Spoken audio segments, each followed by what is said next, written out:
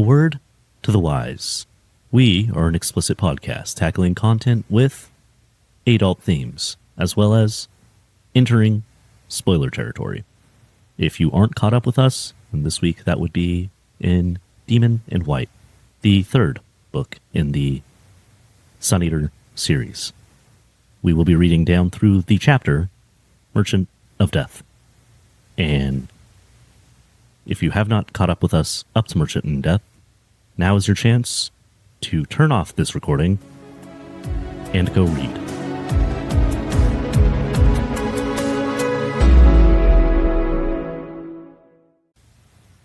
Hey there, this is Cross. And this is Josh. And we are Words and Whiskey, a podcast for veteran and novice readers alike. We tackle fiction novels and love to talk about what we're drinking. You should think of us as your intoxicating weekly book club. This is fiction? This is fiction. I thought that this was a history given to us from a future species that hasn't existed yet. Well, see, if you believe in the quiet, then I guess that could be true, but that's a whole separate thing that we'd have to get into. Well, you're believing in a pseudo-religion and placing so much emphasis on it from a fictional work of text. I went in a weird obsidian cave, fell for hours, had a vision, and the room disappeared, so I don't know. I don't know what you want from me. There were some green eyes staring back at you. Yeah. The hallways, they twist, they turn. I don't know. It was black. It was pretty crazy. He's just black. He's just black. Yeah, so today is our 7th episode, talking about Demon in White by Christopher Rocchio. I feel like we've done way more than 7 episodes, Cross. It's 7 episode in Demon in White, but that's fair. This is like episode 27 probably-ish really? of the series. Yeah. Let's think about this. You took over in November? I don't know. But that's something like that. We're approaching a year. Yeah. Yeah, approaching a year, I think. Not like rapidly, but soon. We're always, you're always approaching a year. Well, okay, sure. Theoretically. Unless you're the quiet, then who's to say? Who's to say? But that said, we are reading 45 through 51. This is kind of a shorter week, kind of similar to what we're going to be reading next week, but Visitation through the Merchant of Death. But let's get a vibe check. What'd you think about this fucking crazy-ass week? This book has everything.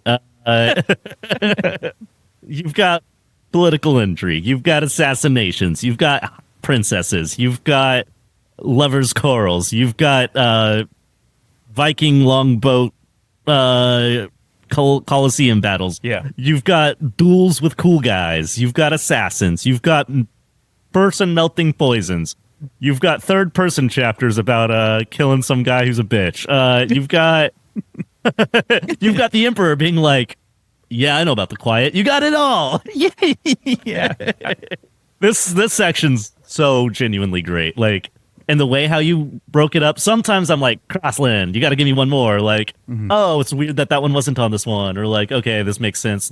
From a setting standpoint to just get us through the section we need to get through. This is a perfect section.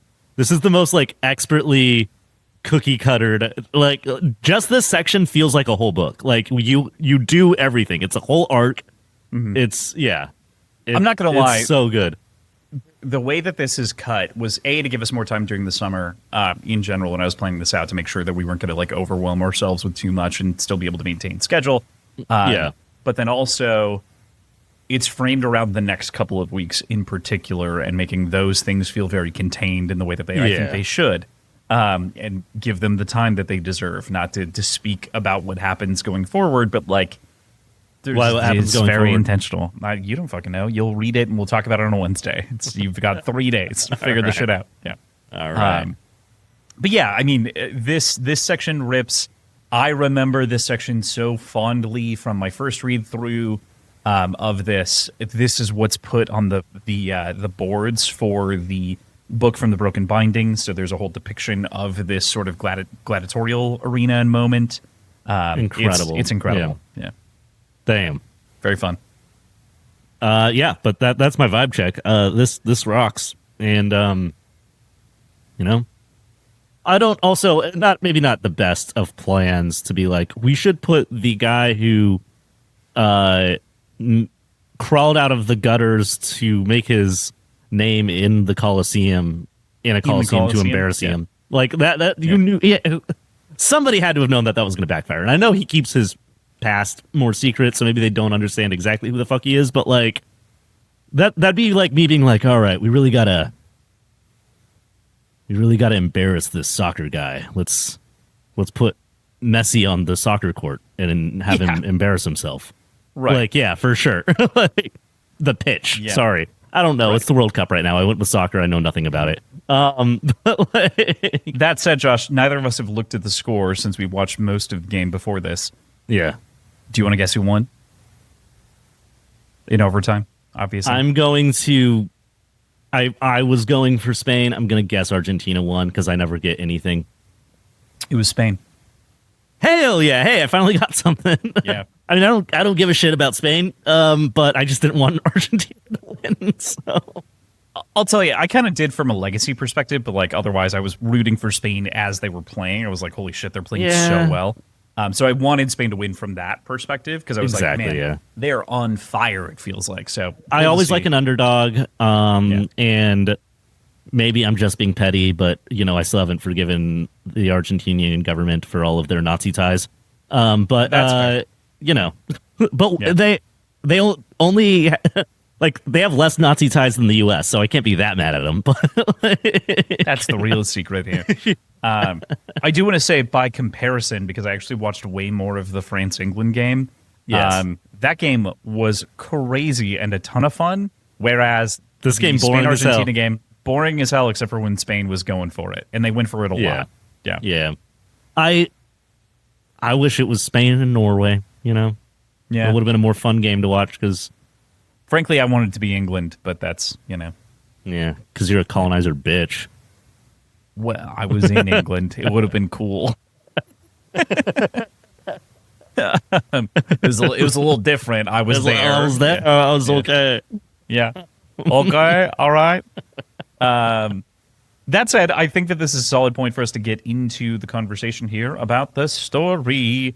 Kind of breaking this up intentionally into two halves, one surrounding the Colosso and then one surrounding sort of the denouement from that moment and the Emperor and everything else. So we'll start with Visitation. Selene and her handmaids arrive aboard the Tamerlane, and the Red Company greets them. Hadrian bows, holds her hand, kisses her fingers, thinking of Volca above all the while. She even congratulates Lorien on a job well done with catching Lorcan Brethnak, kind of introducing herself equanimously. How do you feel about Selene, or Selene, however we want to say this, through the week?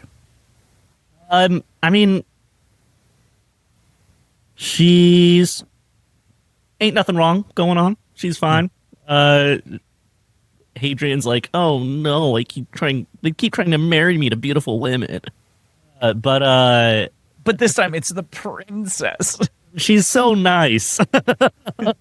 Darn. I hate it here. Yeah, but I think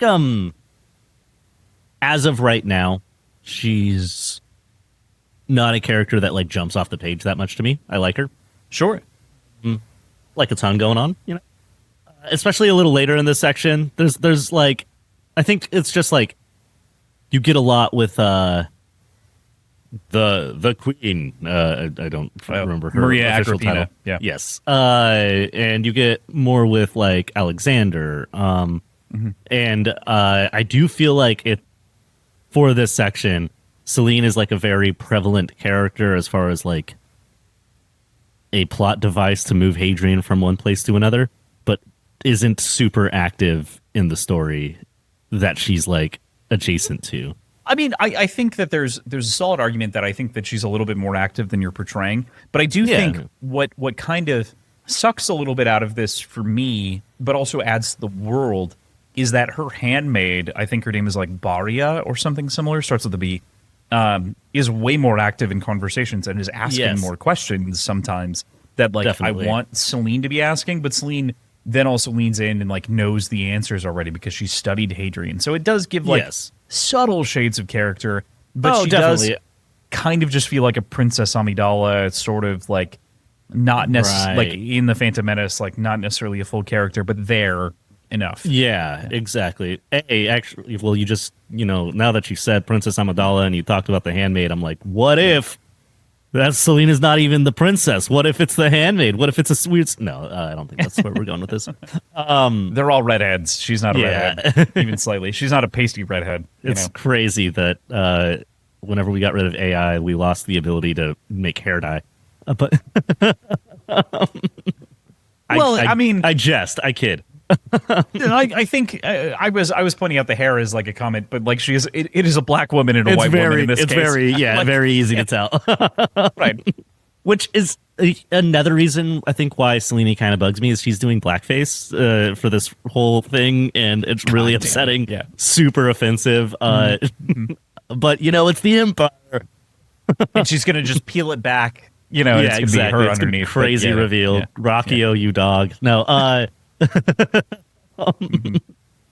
No, I she's a cool character. Like, there's something that I like about like not playing her as like vapid or like like she's a well done, well written character. I wish she didn't take such a backseat to other people's moments in this section in particular. But I would agree. Yeah, Alexander kind of gets the fore in Maria Agrippina. Yes. For reasons, obviously. Exactly. And it's like what it had to happen for the section to make sense. But there's a few moments specifically whenever everything's really going down, where she just kind of stands there browbeaten, and I'm like, you've presented yourself as like a much more like strong, capable, and forward person than this. I just don't think it made a lot of sense story-wise for you to have anything to do, so you just kind of got written as standing there looking uncomfortable. But like, yeah, again, this happens. It's a bit of a later. sidelining. Yeah, exactly. But like, and that's Vivienne, later. Yeah, Vivienne, her sister, even stands up like almost stronger than she does, and like she barely fucking knows Hadrian, has no investment in this. Yeah. Which is and like also that is character building. It kind of shows that like her dynamic with Maria Ponce de Leon. I can never remember her name. Agrippina. Yeah. What's that French Prague band where they both wear a lot of polka dots and have weird masks? Oh, God damn it. Oh, God. I got it. Hang on. Continue speaking. That's her name in my mind. Okay. And I think... and Jean Pontarine. Yeah, and Jean Pontarine doesn't like Hadrian. Yeah, doesn't like Hadrian. And no, I think it shows... a little bit of the dynamic, like she's Apologies to the French.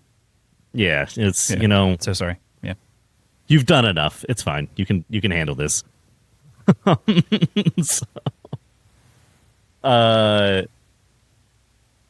Yeah.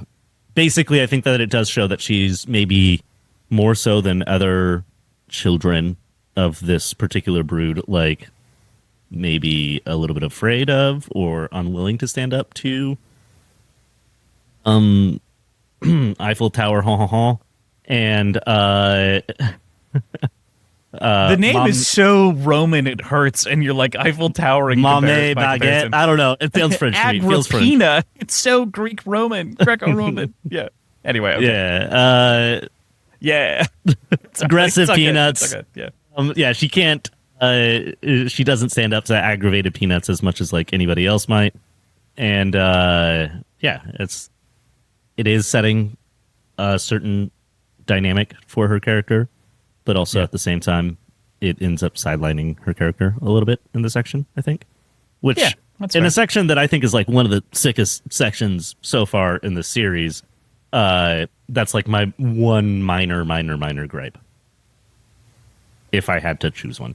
Yeah, this whole section rips. Like, it just pacing-wise, too. Like, it's it's snappy. Yeah. Yeah.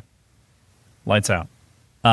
That said, this meeting between the Red Company and Selene is interrupted by the specter of a pained Alexander, clearly petulant in a tough spot, since overhearing Hadrian's comments, even briefly demanding that Hadrian kneel to him. He declines and as such reprimands the boy once again before Selene steps in and demands that they be friends between the two. Like, kiss and make up. You both like each other. Come on. And it's a nice opportunity for Hadrian to be able to be like, yeah, I fucked up and take some responsibility on that end, but also Alexander being like, well, you don't think I'm like that then? And Adrian's like, no, you a brat, but I shouldn't have said it like that, Right. you know? Yeah. But there is like an aspect in it where I want to know, like, I'm curious to see going forward where it goes, because it almost feels like this whole like subplot was just there to like add that tension of like, oh, was Alexander involved? But obviously, with Alexander still going with Hadrian at the end of this section, it could go a lot of places. But yeah, it The feels politics like continue. We're not leaving it behind fully. yeah, exactly. But in this moment, I'm like, okay, like they set up a falling out and then they resolved it pretty quickly, so it makes me suspicious. Sure. Yeah. I spoilers for the Red Rising series. I don't trust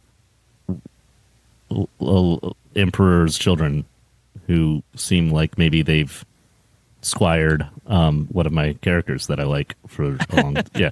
I don't trust them. Very fair. Very reasonable. Yeah. That said, they continue on their tour talking about troops while Celine gets the heart of why she's here. Alexander was looking for an opportunity to invite Hadrian to the Colosso by her brother's invitation as well. Her other brother, of whom we'll talk about in a moment, she even goes so far as to invite Volca and is disappointed to hear that she's in fugue and won't be attending. I think it also goes like kind of understated within this that like Octavia Corvo, especially in like our summary of conversation here, she gets a lot of character moments throughout this. Yeah, that are great. She speaks up for Hadrian to fill in different lies and like be the liar in the moment and like tell like the untruths, but also like guide the conversation in so many ways. It's also interesting because Hadrian's like, ooh, and she's just she's got that on lock. Like she's with it. Yeah. I correct me if I'm wrong, but she was like one of the like she was the like captain-ish of this company that they eventually took. So like she like been doing crime, you know? Like she's good at it. No big deal. Yeah, she's got those pirates. answers unlocked. Yeah. Exactly. She's like been a pirate. She's this like badass pirate captain that Adrian kidnapped and then now she likes him, you know? Yeah, right, basically. Little Stockholm pirate syndrome. Yeah, no. Corvo gets some really cool moments here. I do love seeing like throughout this section there's a lot of like Corvo getting this cool moment, Krim getting a very cool kind of off-screen moment. You start to see Hadrian's like how effective Hadrian's crew is and how loyal they are and how fucking cool the Red Company is. Yeah. I want to say that like part of the reason that I think that I like this book as much as I do is this is like a weird call out, but it reminds me of a lot of like Gendy Tarkovsky's work within animation. So he did the Clone Wars animated series, he did Samurai Jack, he did Primal, things like that. And this book like really focuses in on some of those third person scenes, but also scenes where similarly like Jack or Hadrian might be present because they're the primary narrator. He's always in every scene practically of every moment of both the show and this book that I'm comparing and contrasting here. But other characters are leading those conversations as such. And so instead, Octavia Corvo, while all of this feels like we're viewing it obviously through Hadrian, Corvo is dominating the scene. Very much so. Yeah. You could basically take Hadrian out of this scene and we just wouldn't get it written because it's a first-hand account. But yeah, exactly. Right. That's the problem, right? That's the struggle with first-hand writing like this is it's like, man, like he needs to be everywhere that he can be. Which I love that Rocchio, and we'll talk about it more when we get there, obviously, but like has moments where to get around it, he's just like, this is what people told me. And then he just starts writing in third person. Like, just, I would really like to have this scene, but Hadrian wouldn't be there. I'll just have him be like, and then I heard.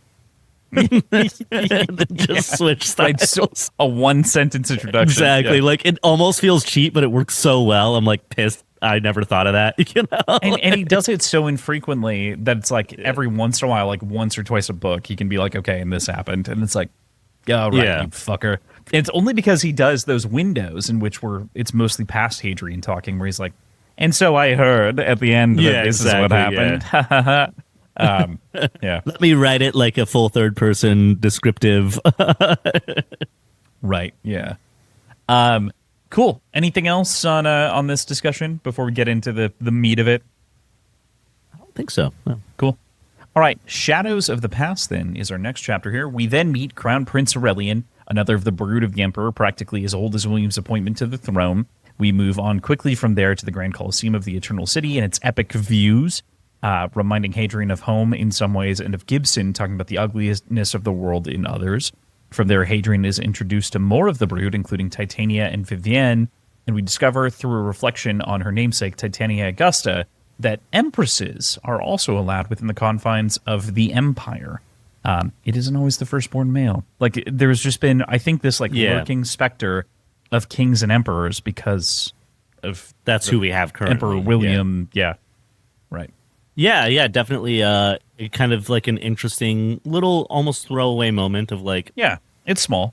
Yeah, like that must be your grandmother's namesake who ruled the empire for X amount of, or whatever 500 years, and it's like, oh, very good. And it doesn't even seem like it's firstborn necessarily. It's kind of like it's situational, right? Gender, not an issue. Maybe order that you were born in issue. Hard to say as of right now. I don't know if they not just entirely clear, but yeah, because if we think back to like the first book, it's Hadrian mentions like he always assumed because he was the firstborn that he would inherit like Devil's Rest, but then there's this like it's an assumption, but it's not like a rule. Like at the end of the day, the Lord just picks his like successor, and it could be either. Usually it's the firstborn, but like it doesn't have to be. So I wonder if the Empire works the same way. Totally good. I think to that point, the thing that makes that more interesting, or from a historical perspective interesting, is considering like this is modeled after, this empire is modeled after sort of the British Empire in a lot of ways. Like they intentionally did within the sci-fi universe. Like they're like, oh, we'll model that. And so they looked and they were like, oh, Queen Victoria, Queen Elizabeth 1 and 2, like they were both responsible for leadership at different points. So yeah, it just feels representative in the way that it should. Yeah, and it's also if like we're mimicking what came before, you know. They also, I think the Empire really needs to pick a lane. Like, are you doing Britain or are you doing Rome?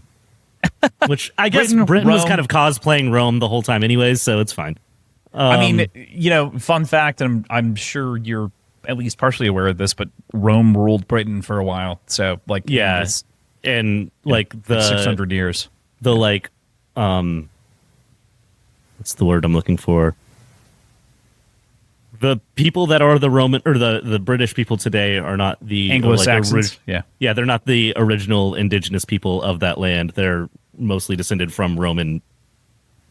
Correct. Influence at this point. My understanding is that the closest that you get is the more Scottish and Irish that you get is the closest that you get to original inhabitants of that area in general. My understanding as well. Yeah, but again, not perfect. And again, we're talking at this point several thousands of years versus displaced peoples that like have been done within the last 150. This is I'm not sort of thing. Yeah. But yeah, it's but just credence to my thing that Britain was just was cosplaying the Rome. They were doing what the Empire is doing to Britain, right?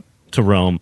Right. Rome was dead, and they're like, yeah, but we live off of Roman ideals, and so it's all still there. Yeah, Rome had been there for 600 years. Went to the Castle of Dover, and there were Roman towers still there at present. That's crazy. It's like, dude, not to go on this for too long, but just for people that might go to England, I would recommend Dover in particular.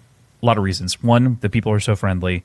Everyone there, we had a barmaid of whom served us beer, of whom literally chased us out of the bar after we had left and said, "Have such a fun time," and like chased us out to like wish us well on our trip. So sweet, so kind, incredible. But then the hike itself was beautiful. The hills are incredible.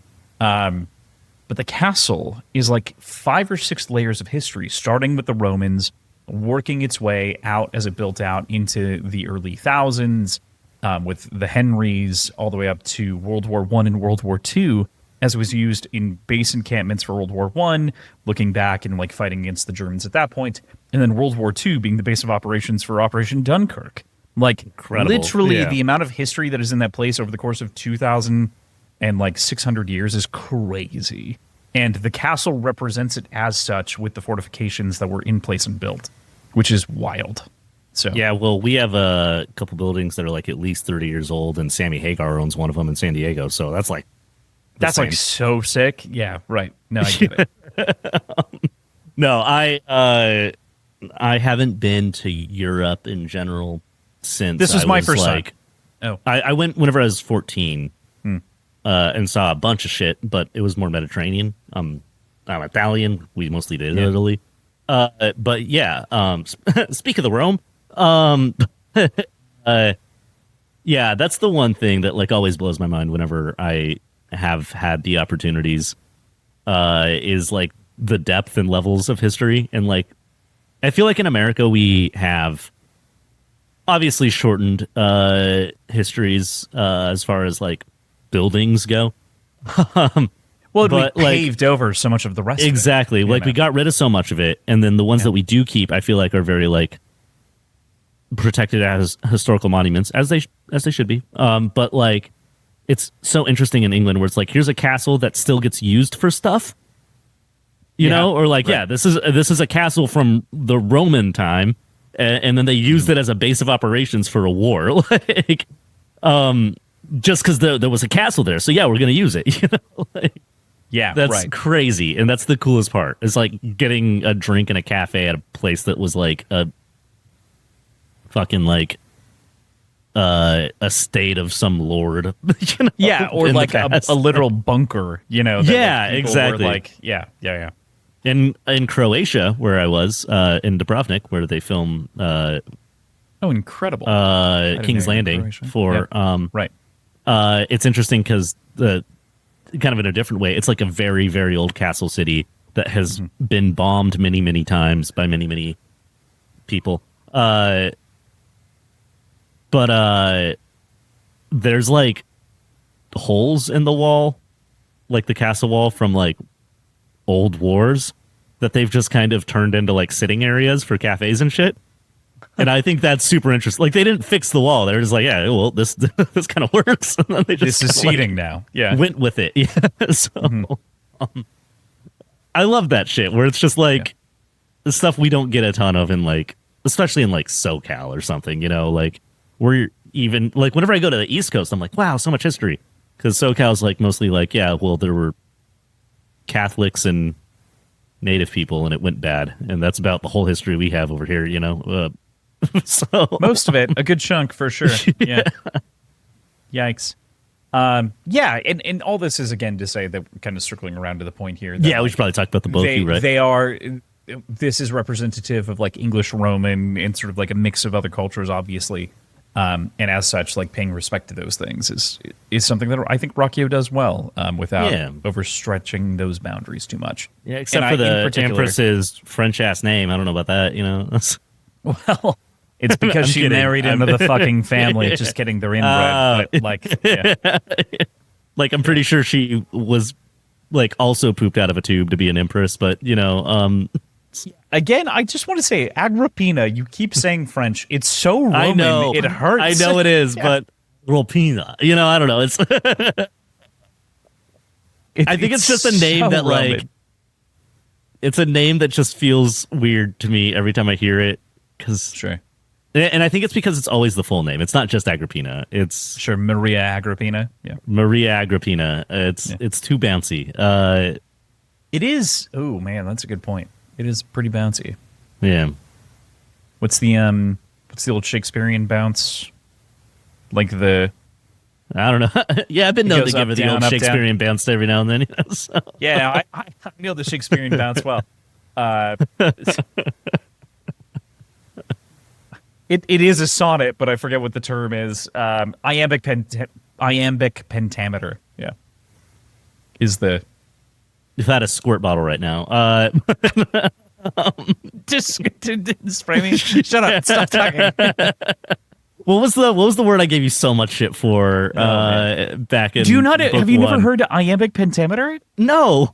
You've never heard that before? Iambic- Wait, Really? Mm-hmm. iambic pentameter? That's crazy. I've taken. I mean, okay, I've taken a ton of English, but that's exactly what you were saying. Like Maria Agrippina is like close. It's not perfect, but like Okay, yeah. it is bouncy in the way that the syllables are, in the way that it kind of goes up and down. That's iambic pentameter. Like you nailed the feeling of it without knowing what it is. Shakespeare often writes in 14 syllable phrases, which is what you call a sentence, right? A phrase that is all in iambic pentameter. So then he'll line break to make the pentameter work. Interesting. But that's just the version of the phrase. That's why it sounds the way that it does when you say it out loud. I think I've brought up that I went to school. I did school. Right. No, I'm aware that you went to school and that it was a very specific kind of school. Well, I even went to real school too, and I did some college, did some good college stuff. I actively avoided Shakespeare for some reason. Interesting. I don't know, something about my edgy teen self was like, Shakespeare, no. Yeah. So I would specifically in college Dickens for that reason. But see, I liked Dickens. That's crazy. Yeah. But yeah, of course you did. You fucking Dickens, man. Yeah. No, but at the end of the day, I feel like I was really into more modern classics, and I pursued classes that were more around types. I was into the Great Gatsbys and the Brave New Worlds and the 1984s. We had to write on a great American author in high school. Maybe you had a similar thing. Yeah. And so everyone was given the standard list of the people that you just listed and a couple of others, of course. Yeah. And I went to my teacher and I petitioned to do a paper on Stephen King. And she said, you can do it, but you're going to have to convince me with all the outline work and everything else before I will fully allow you to commit to this. This is going to be more work. I'm going to demand 10 more pages of written effort from you. And I went, okay, sounds good. Fucking did it. Got an A. Hell yeah. I'm just saying. And I think in the future, the man will be looked at back, not just as a popular writer, but as a great author. Not the, but A. But A, yeah. I think so. Yeah, Anyway, I digress. The contemporary argument that I think is important. You can't do a great English author because they all are super fucking good because they studied Shakespeare, unlike me. But it's fine. Right. Right. Abercrombie, damn you! It's fine. Son of a gun, Rockio is American. Yeah, I mean, and so is Pierce. That said, Hadrian is then dragged around, meeting all the various redheads, political heads of the nations every which way before we're led to Maria Agrippina. And she's got opinions on what Hadrian managed with her son as far as teaching him, putting him in danger, etc. After a compliment from an Iali-Jadian woman, Maria comes to Hadrian sharply, clearly not having been fully informed about the secret betrothal between he and Selene, as she makes Hadrian crawl to her royal seat until Alexander intervenes and demands that she stop. I hate how often Hadrian's given opportunities I would kill for and then complains about them. The most beautiful woman ever. Wants me to crawl to her and kiss her feet? Oh, no. Hadrian just needs to get on that kink shit, But it's shameful, Josh. It's shameful. That's part of it, Crossland. That's part of it. Oh, wait. Oh, no. Hadrian, you vanilla bitch. This was your chance. You could have married even higher. All you would have had to do is kill William. Yeah, I don't know what William's into. I don't know how multiple marriages works in this world. It's fine. Fair point. They don't. There's no. Do we know that she's children. not allowed to have a second husband? Can she be fair. Empress and then also has, me crawl to her sometimes?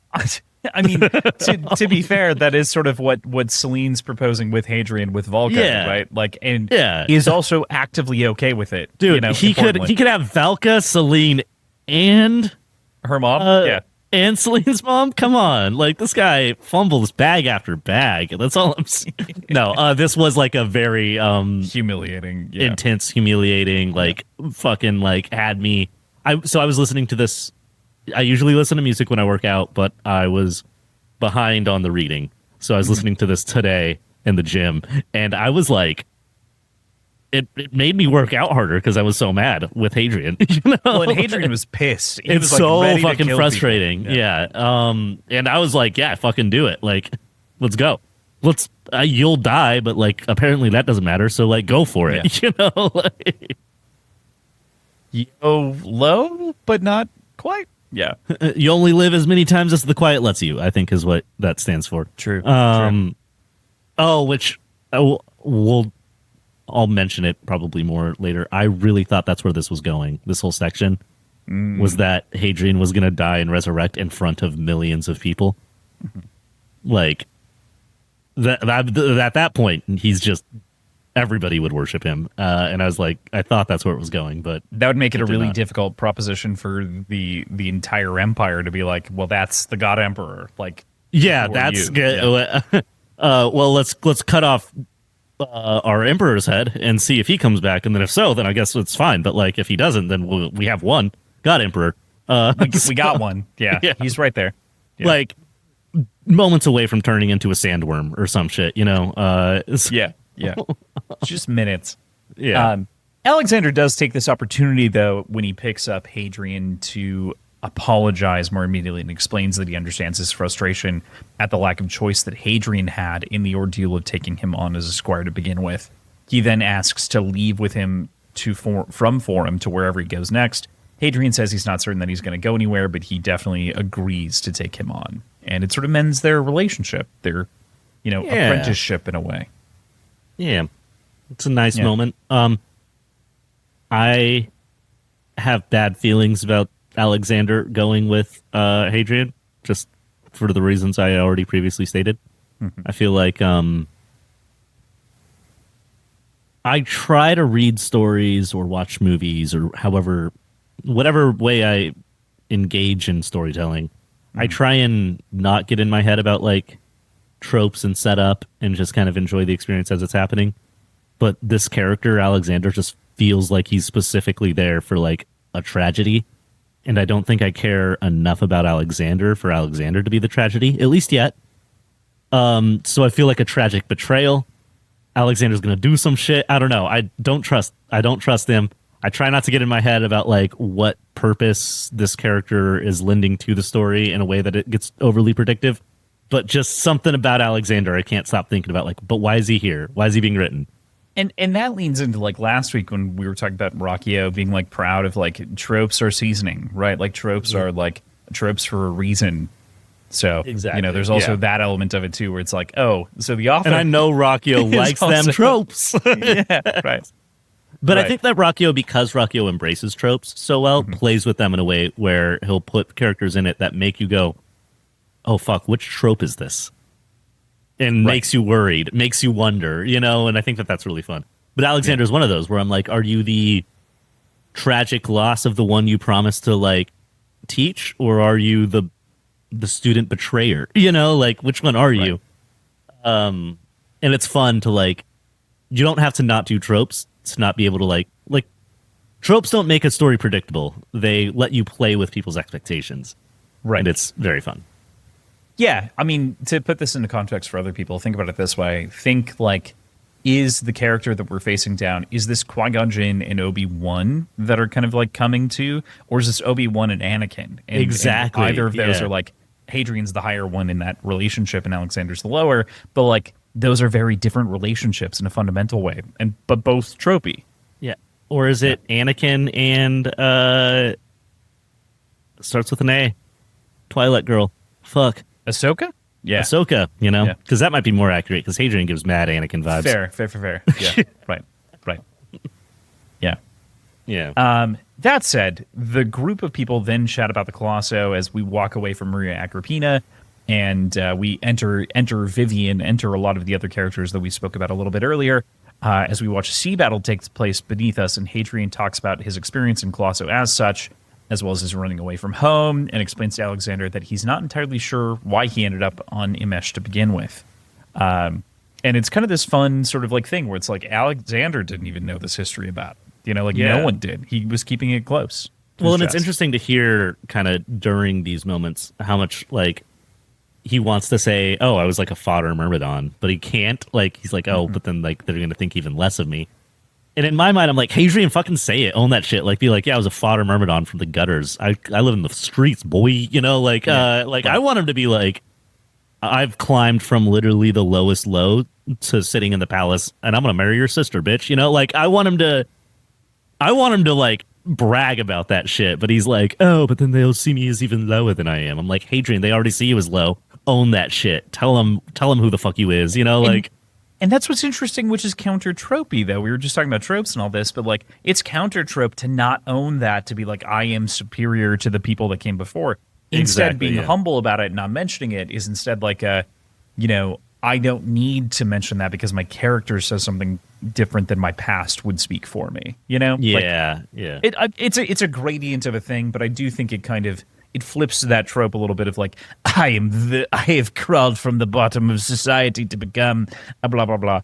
And in this first moment, I'm like, okay, yeah, he's being political and nice. But whenever whenever the cousins start talking shit, then I was like, come on, Adrian, hit him with it. Tell him who you are. Right. Be like, I deep-throated an alien squid.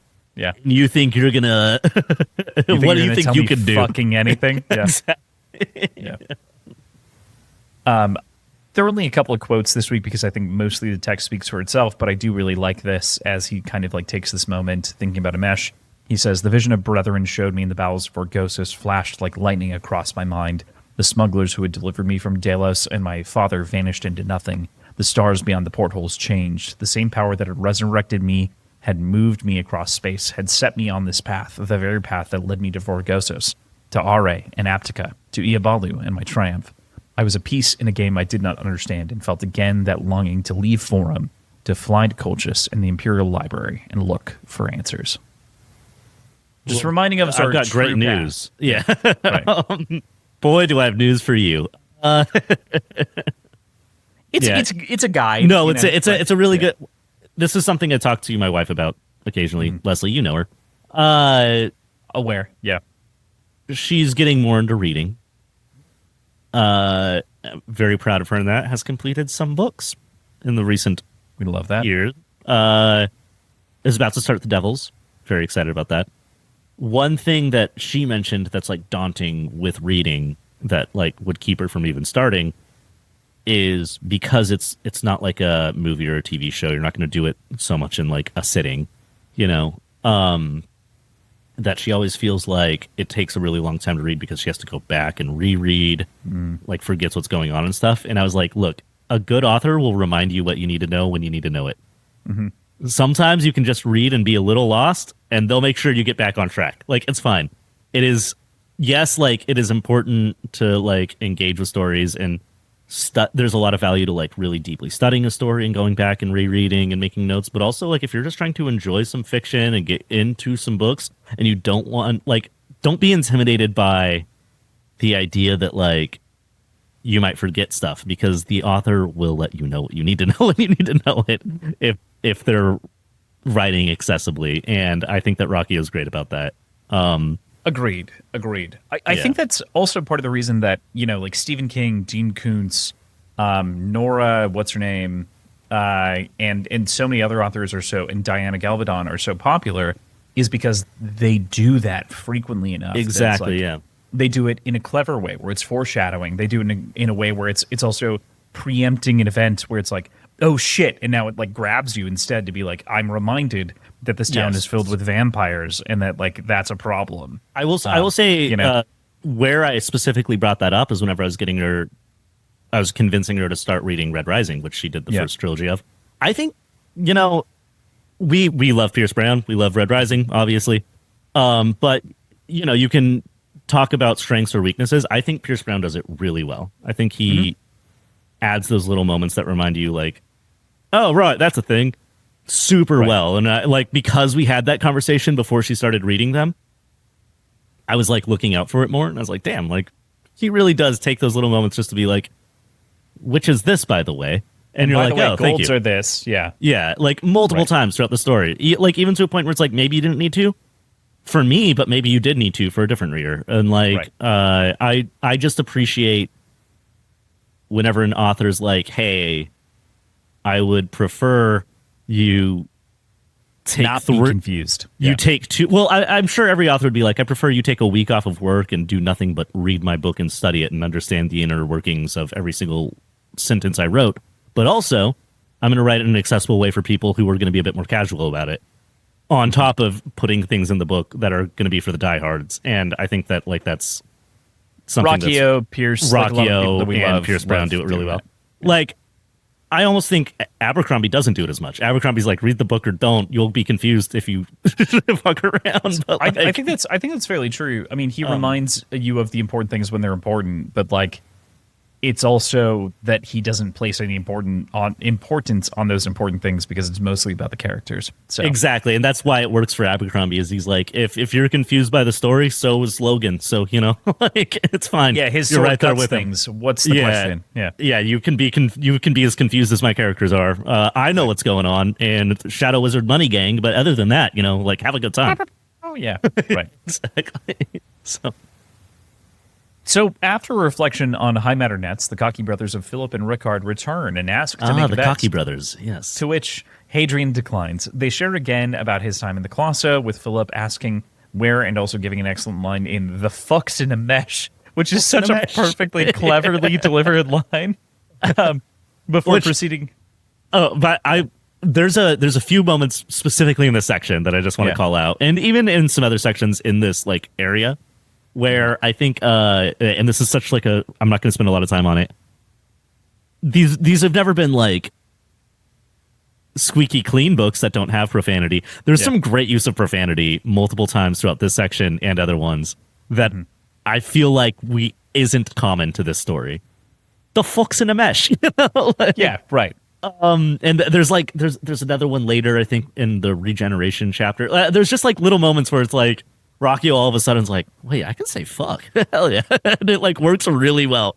Rockio does swear, but not that often, frankly. Yeah, I mean, when we think about it. But it makes it stand out when it's there. Like, yeah. Which is crazy because he depicts such intense violence, right? Like, he doesn't swear, but instead we get people melting underneath our knees and like talk about the gore and viscera in such a way where it's like, no, this is explicit for sure. Like, yeah. I would never say these are like not explicit, but I do think it's so fun whenever you get those little moments and you're like, hell yeah, Rockio. Like, yeah. I think it's because Hadrian doesn't feel like a swearer outside of like really dire I moments. Agree. Yeah. And other characters do, like Polino swears plenty, Yeah. Or like, of course, yeah. Is swear adjacent a lot of the times in the way that he talks about like women or whatever the fuck he wants at whatever moment. Krim, similarly, Octavia Corvo sometimes. Yeah. Yeah, the Red Company. For some reason, this specific thing stood out where I'm like, oh man, and it's also because they're like the nobles and everyone's so prim and proper and buttoned up, and he's like, the fuck's in a mesh. Also, it feels very Joffrey, yes, in a way. Yeah, and because I was listening rather than reading in this particular section because I was in the gym, I heard it as "what the fuck is in a mesh." Not like the fuck's in a mesh, and then I double checked it because I just liked that line. But in my mind, that first time, I kind of liked that version too, where he's like, "Oh, I was on a mesh," and I'm like, "What the fuck is even in a mesh? Like, why would I care?" But I like, "What the fuck is in a mesh?" In a mesh, yeah, right. He's confusing it for something else entirely. It's so fun. It's such a good line, and it really portrays these two princelings. Like we don't like Alexander because he's weird and like different, and, like tough. But these guys fucking suck. Yeah. Like Vivian rules. Titania is pretty decent. And obviously Celine's good. Selene is good. Honestly, I like Alexander. Yeah. Like I distrust his character's role in the story. But I like Alexander. Yeah. Right. Yeah. Similar to Lysander early on. But exactly. Yeah. Right. Yeah. I similarly agree, and I feel I wouldn't hate certain princelings from certain stories as much as I do if they weren't also likable and had potential to be better people if they made better decisions. Right, which makes them more interesting characters in the long Dan run. Brock. Right. Oh man, what the king of examples. Yeah. That said, the princelings just be gay. You would be so like all of this story would be fine if you could just be gay. It's fine. Yeah. So before like the princelings immediately start to besmirch Volca, much to Hadrian's chagrin, this either leads to him standing, shocking the prince, and having him drop his cup. It's this whole thing where it's like he hit me, but he didn't actually. But I don't know. This might be a moment in which Hadrian's recount of events might have been that he actually did swing. I don't know. Because I also can't see this escalating just strictly based on a lie. I know it's interesting, But maybe he did, because they can lie and. But everybody else is like, he didn't hit him.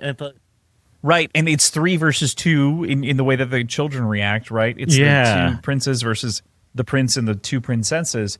And obviously, Agrippina has a bone to pick with him for a variety of reasons, as we see throughout this chapter.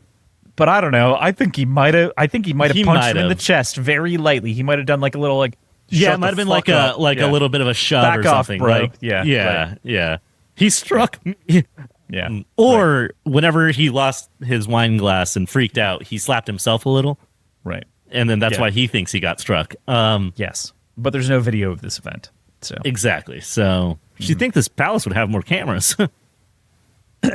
Right. Precisely. Yeah. I mean, it's a fun scene. The brothers suck. Actually, it is kind of interesting that, I mean, I guess we understand why, because it was an intentional setup. Right. But it is interesting that no one's like, oh, I want to challenge that call. Can we go back to the cameras? Mm-hmm. Because there's 100% definitely cameras. Well, that's why the 3 versus 2 of it all is also so embarrassing, because it's like, oh, clearly this is a play. Like, clearly someone is making a move here. It's like we could literally check the footage. Yeah. These guys saw what happened, and you're still like, nope, he hit him. Got to go down to the Colosso and fight the assassin. Yeah. And again, like the 3 such versus a 2 thinly nature veiled. Of it all. Right. Yeah. It's God, what's the line from Andor season 2? It's like they don't even they don't try even and lie badly. Yeah. Yeah, right. Which is the final insult or something like that. Yeah. It's that, it's like it's so insulting that it's like this is such an obvious ruse. I think I rethreaded that today, so I wonder if you saw that, because I rethreaded it. Yeah, well, that makes sense, because I saw I saw it like yesterday or 2 days ago. It's all the time. It's everywhere all the time for reasons that are obvious. There's a few Andor quotes that will just keep popping up and should forever and will always stay with me. True. And most of them are by Stellan Skarsgård, but then there's that one too. So there are a couple of others, but understood. Oh yeah. That said, to round this out, Agrippina, after some harsh words are exchanged, isn't sure what the fallout of Hadrian's little tantrum should be until Philip tells her that he was once a gladiator and that he should fight. And so, here we go. Which feels like such like what are we even gonna do with you? Like because she knew what she had a plan. So you think it's her fully? I don't know if I think it's fully her, but I think that I think she intended that to happen. Okay. I don't know. It's hard to say. It's I feel like it's more than just the Chantry. It's the royal family with the Chantry to some degree or another. But we'll see. I'm not going to make any predictions. Cool. With that, we'll return to Once a Myrmidon. A short little chapter. There are 2 of these this week that are just like crazy small for reasons. But this is such like a fun little moment where Hadrian storms off and gets to be mad Hadrian for once, like angry. I feel like a lot of the time he's like mollified or like subduing his emotions for various reasons. Yeah. Here he's fucking pissed, right? Yeah. As he returns to the shuttle, he dons his gear, chats with Saran for a little bit about his penchant for making enemies, chooses to wear his own colors instead of these goddamn white cloak bullshit. Yeah. I won't go out wearing their colors. And he throws the cape and it magnetizes to the wall. Like, that's such a fun, like, little fucking visual. Cool. Yeah. And asks Saran if she can go with him, and it settles him significantly because he's like, man, my people still care about me. The people that I've like brought here over the course of time, like they still really deeply matter.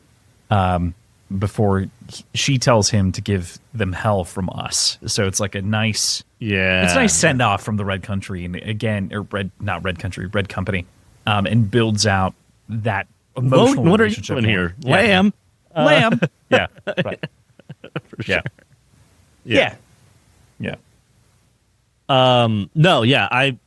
I love this little section. You get to see pissed off Hadrian. I also have talked about multiple times in this series because we get a few.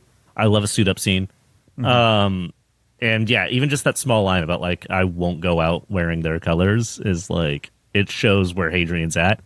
there's a line in the previous chapter, but going into this one too, it carries the energy, which is like, in that moment, I'm like, yeah, maybe I should just be the fucking like person that overthrows the throne they all think I am. Like, maybe I should fucking kill them all. Maybe I fucking am crazy. Yeah. Hey, I could tear down the entire city with my bare hands. Right. Yeah, I like whenever we get this Hadrian. It's fun. It's nice. Because again, he's always kind of trying to play himself as this level-headed. Like, he still considers himself not really a warrior, even though he is that fucking guy at this point. Right. And I think he's getting out of that a little bit. It's cool when he's like, "Oh, they don't know what the fuck they just did. I'm that fucking guy, bitch." You know, and it's nice to see him in that moment, in that headspace. So, right, yeah, it's cool. I love the final line of this chapter too, which is just kind of, it goes crazy hard, especially in reference to the moments in which he's like, "I want to bring down the clouds and the city upon them" from the previous chapter. Kind of references that in a way. He says, "I went out from that shuttle and back to my guards and passed them out from under the clouds and the flying towers and into legend." Yeah. This is where I was like, oh, he's going to die in front of all these people and come back, isn't he? But it's similar but different. Yeah. Similar but different. Yeah. So such a cool tease to be like, and this is the moment that like that little cult of half mortal worshippers became much bigger. Yeah. This, in my mind, Rockio hasn't done this often, but this is a kingism in my head that I was talking about earlier, where it's like we pre-foretell the thing, especially in a first-person perspective, where it's like and like in this case, you know, driving the car, but this would be the last time that he ever did behind the wheel. You know, like that either means he's going to die behind the wheel or he's going to die somewhere else, right? This is the same kind of thing in opposite, where it's like, I pass from this shuttle into legend, and like that's a similar sort of evoking feeling where you're like ready to go on the next step. This book in general has had a few moments, but this is definitely one of them where it's the Paul Atreides, it's the Eren Yeager of it all, where I'm like, I don't think this is a good person, but goddamn, am I pumped to see it? You know? Yeah, right. Yeah. I'm not gonna lie, like I get it, he's cool. You know? Fucking rips. That's what I think we can hop into Half Mortal. Hadrian stands in the entry and gets a sword and shield, ready for the arena once again, and he's not sure who or what he is to face as he steps out onto a floating platform to so much noise and adulation. He sees the crowd before he settles on the lonely warrior across from him, before he also sees that he is to face a Maeskelos of Jad, Irshan, Prince Philip's personal gladiator that we'd spoken about previously. Yeah, that's not great. Yeah, not good, not good. We've only heard crazy things about these guys, you know, and it goes crazy. Yeah. Also, I do love the like weapon selecting. Where he's like, I don't know when I'm gonna fight, so I'm gonna have a sword, I'm gonna have a shield, and then let's get a dagger too, and then let's get a spear also. Yeah. And no, I'm just surprised he wasn't like, and guns, y'all got? Can I have guns? Right. What about like one atomic? Just I don't know what I'm going like. Just like a missile. A nice he comes missile? out. Just one old school rocket launcher. Yeah. Yeah. Such a short side tangent. But have you seen Ready or Not? But specifically Ready or Not. Here I Come, the second one. No, I've not seen the second one yet. I have to. Great scene involving I'm very excited. A traditional cartoonishly violent bazooka moment. Okay. All right. That's all. Have not Anyways. Yet. We'll see it. I really loved the first one. I loved Abigail. I don't know if you saw Abigail in between. I didn't see Abigail, no. I think I recommended it to you the last time that we spoke about this, which was like a week or two ago. But you should see it. I think that it is like a perfect spiritual successor. It feels the same. I don't know if the sequel is necessarily, but like I loved the sequel. I understand where it mileage will vary. It is the John Wick 2 of this series, which if you like world building and upping the ante and making it more ridiculous, you'll love it. If you liked the simplicity and like the charm and like the craft of the first one, it doesn't have Abigail maintains the charm, and that's sort of like the nature of the two movies, I think. But look, Elijah Wood's in it, so yeah, right. I'm so ready for it. I will totally I'll watch anything Elijah Wood is in. You know, he's got those big blues and sometimes he wears wigs. Absolutely. There are some quotes here. Yeah. But there are some quotes here. Beneath its awning were seated several dozen figures in white, each with a crown of red fire, the lords of humanity in all their glory and splendor, terrible in their power, ancient in their majesty, petty in their outbursts, as nigh forgotten Jove. What a, like, I mean, again, we've spoken about, like, obviously some of the strengths of his writing. Importantly, I want to mention the text actually has this wrong in its phrasing. It says, terrible in the power, ancient in the majesty, petty in their outbursts, which is not proper pluralism. I believe that that's probably edited and said differently, but like there is not, that does not work properly grammatically. Yeah. Small change, but I edited it to put it that way, and it is powerful and speaks to, I think, what he was intending. Yeah. Yeah. I think you're the only guy that read that and you're like, this dude, one word. What do you mean? I'm not the only one. When you use a colon like that, it's wrong because you're invoking you're right. pluralism intentionally. Okay. Yeah.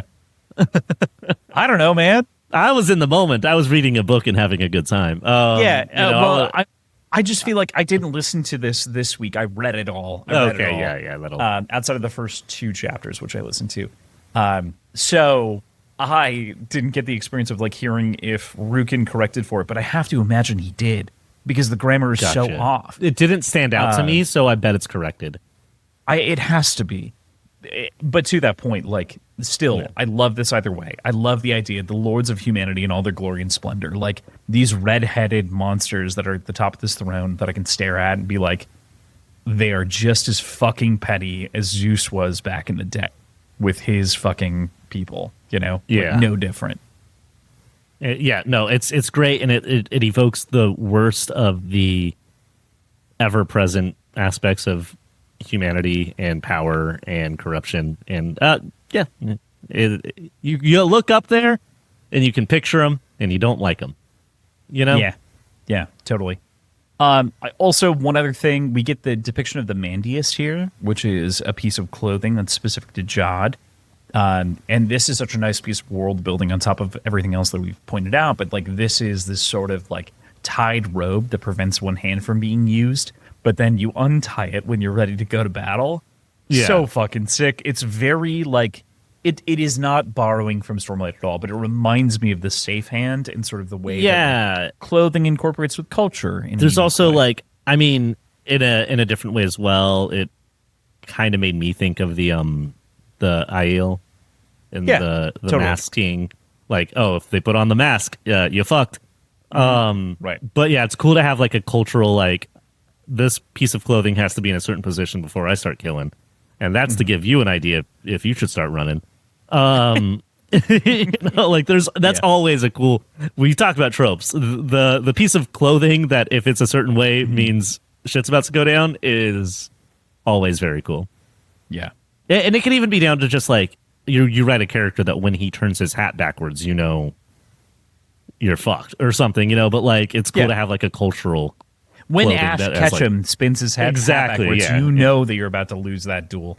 Yeah. Exactly, yeah. So, but there's something really cool about it being like a whole like cultural piece of clothing that is designed to specifically signify when shit's about to go down. Right. And this is one of those. Yeah. They exchange pleasantries. Very fun. It's a very fun start to a duel in a lot of ways that becomes very sour afterwards. Before the trumpets sound and they're trapped on their floating platform.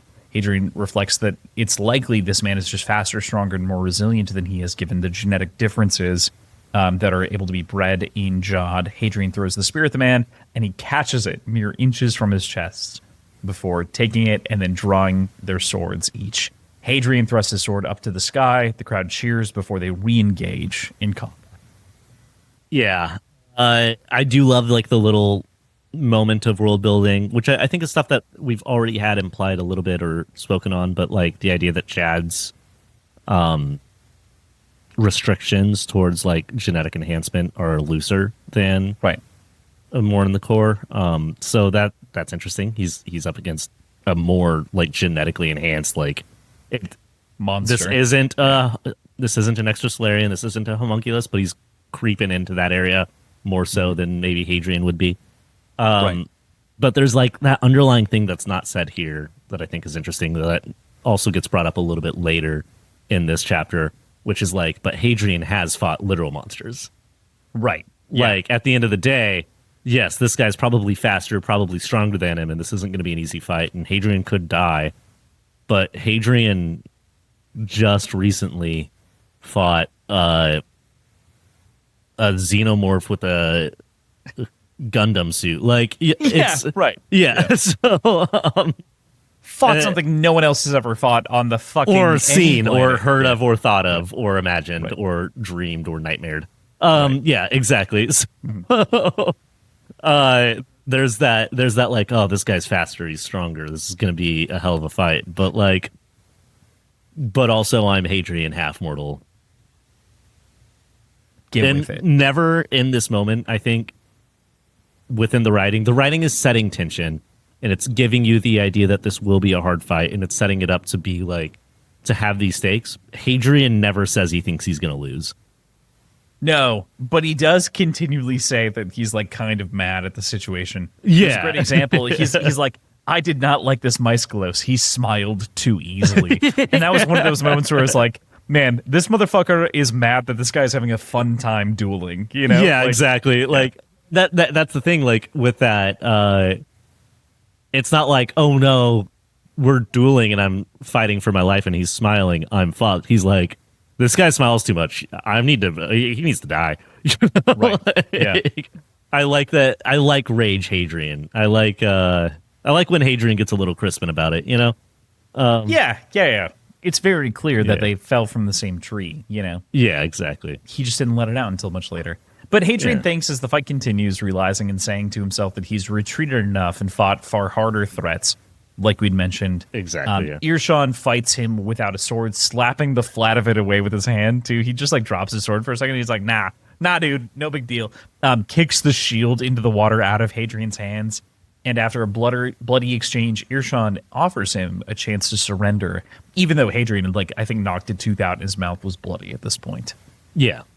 Hadrian's knocked a tooth out. He's also landed, I think, one little stabby stab that Right. broke some skin, but I think Irshon also got the armor on the other side, yeah, too. exactly. Right. So, I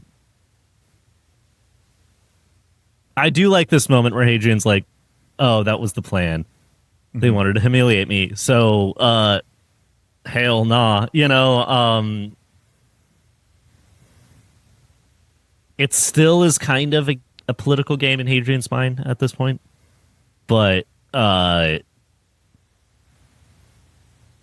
I don't know. Our boy is mad and petty, and he'd rather kill this guy personally. So, oh, absolutely. I think such a good example of that. Like Hadrian is maybe rewriting history in different places intentionally, or whatever, guising different things as a part of like the narrative here.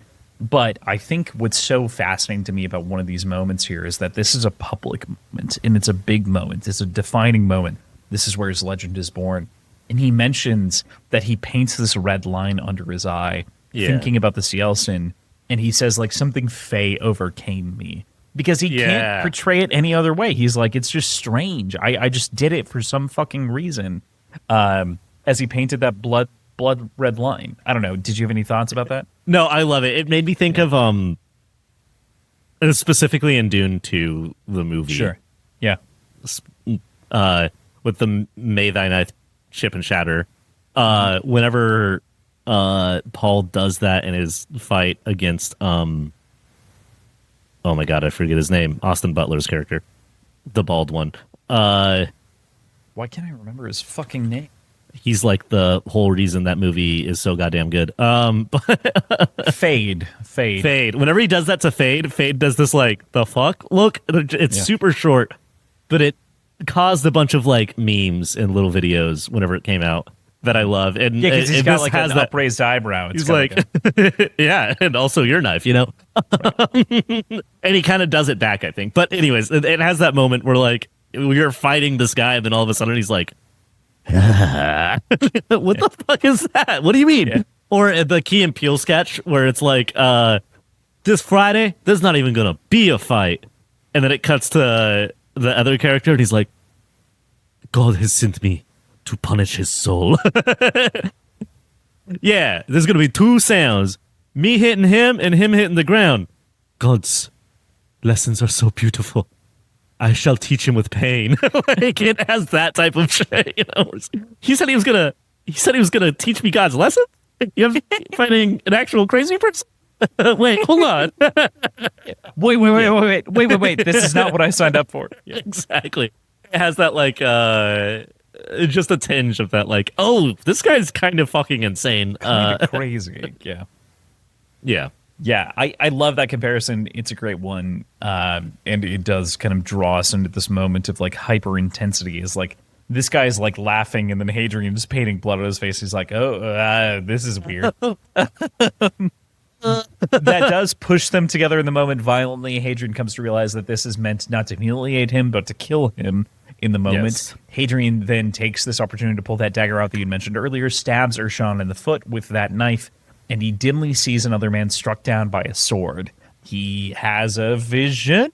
Very weird, very interesting. Before Urshan pulls out a high matter blade and slices Hadrian's scimitar in half. He holds up his hand to protect himself, and Card's adamant bones hold the blade in place and save him as the crowd screams, half mortal, half mortal. Hell yeah. So fucking cool. And this brings up, which I'm sure we're going to dive into, this question of the quiet and if that's why the arm was changed. Such a cool fucking moment, such a cool like concept, such a cool question to add to it. There's also a line in this fight, and I think it's around this moment. I don't remember exactly where it is, where it's like, he's like, the only way I can explain it is if you've ever jumped away to avoid a snake, only to then realize that you did, that it was a snake indeed, because sometimes the body reacts faster than the mind. It's just such a cool little line. Perfectly called that out. Yeah, that's the line. Yeah. I mean, I basically quoted it. But yeah, it's verbatim. Yeah. Oh, damn, hell yeah, go me. I know words. That was great. Yeah, I don't know Shakespeare, but I know words. That's good. I don't know about pentatactical ultimatum or whatever that was, but what's the bouncy Shakespeare word? Iambic pentameter. Pentatactical ultimatum. Got it. Oh my god. With Maria and Japina. But the closest you've gotten, and we're not so bad. proud. I loved that little line. There was something about it that just like Rockio has a weird way to. He's always kind of poetic and heady, and he does cool stuff and weird stuff. Sometimes he just says a line that feels so like unique, but also so inherently like understandable and like human. You're like, oh yeah, you just got to the soul of it right there. Like you said a cool line that like I think actually speaks to like the human experience in a weird way that we can all like understand and accept. Like you cut down into like the biology of or physiology of like what it is to be a creature. I don't know. Like I think it's worth noting that part of the reason that Rockio does that so well is because he loves and had loved philosophy so deeply. Say what we will and insult Jordan Peterson as we may and are wont to do. But as someone who listened to or is interested in people of whom are talking about the human condition, sociology, things like that, you're more likely to land on those kind of conclusions, right? Because you're thinking more deeply about the way that people interact in a world level. Even if those opinions that you may have cited earlier in your professional career were wrong and you disagree with them, at the very least, your mind was there to begin with and then grew out of that, right? Yeah. I don't know. Anyways, I like that line. So yeah. Sick line. But also, high matter blades aren't allowed in the Colosseum. This duel is dope, and then this fucking guy is cheating. What is this? And Hadrian, you know, I also don't know if adamant bones are allowed in the Colosseum, so... Well, and they thought they were carbon fiber, but now they know that they're adamant. This is the coolest version of Frodo's mithril shirt reveal. Exactly. You know? Right. Like... It is kind of the same thing, yeah. Yeah, it's very much so oh, that's not just like a little shirt you got on. That's mithril. It's that same like level of, oh, that's worth more than a kingdom financially, and also a gift that is strange for you to have, but in a way cooler way. Who has where it's, adamant bones, you know? Like, yeah, I guess Wolverine. Well, good one. Quite literally, adamantium. Adamantium. Yeah, right. Yeah. That said, Hadrian stabs Urshan in the shoulder with his broken blade. And I think what you meant to say is Hadrian says snicked. And then stick. Yeah. Okay. Too many answers as Urshan dissolves into a pile of boiling blood and gore. He stumbles up, feeling like it's probably the Chantry who's done it again. And also, for the record, the moment in which the sternum collapses as he's kneeling on him is a horrifying moment. But he believes it's the Chantry. He hears the cries of half-mortals still from the crowd. And he also hears another cry in his own head of "This must be," shouted to him from the quiet, seeing this as the possibility they had foreseen, perhaps. And maybe that's why the bones are there. I don't know. Tough to call. Oh, man. I do think Rocchio just watched X-Men 1 whenever he was writing this. And he's like, adamantium bones. Hell yeah. Actually, what about that one guy who turns into water senator and melts? That's a good idea, too. I kind of like that. And then he threw on a double feature and he watched Raiders of the Lost Ark and he's like, oh, we could do that. Yeah, totally. I was definitely thinking of Raiders while reading this, but then because I made the snicked joke, I was like, actually, the motherfucker might have watched X1. Yeah, I just like this scene, man. It's so good. It's so cool. The depiction of this moment in particular, I pulled the quote because I was like, man, I'm not a gross out horror kind of dude, but I love the proper moments in which you like let it live to like make it something that pushes us in a way, right? Like this series doesn't do this too often, but it does every once in a while. The man had melted. A slurry of red and yellow fluid soaked those bright clothes, crowned his black hair. No bones were left, no skin, no sinew. Only empty armor-weave suit, striped pantaloons, and green slippers soaked in brown. Poison, a vicious poison. Disfolahide, the drowner, the green death, the mermaid's kiss, the priest's poison. And there you have it, folks.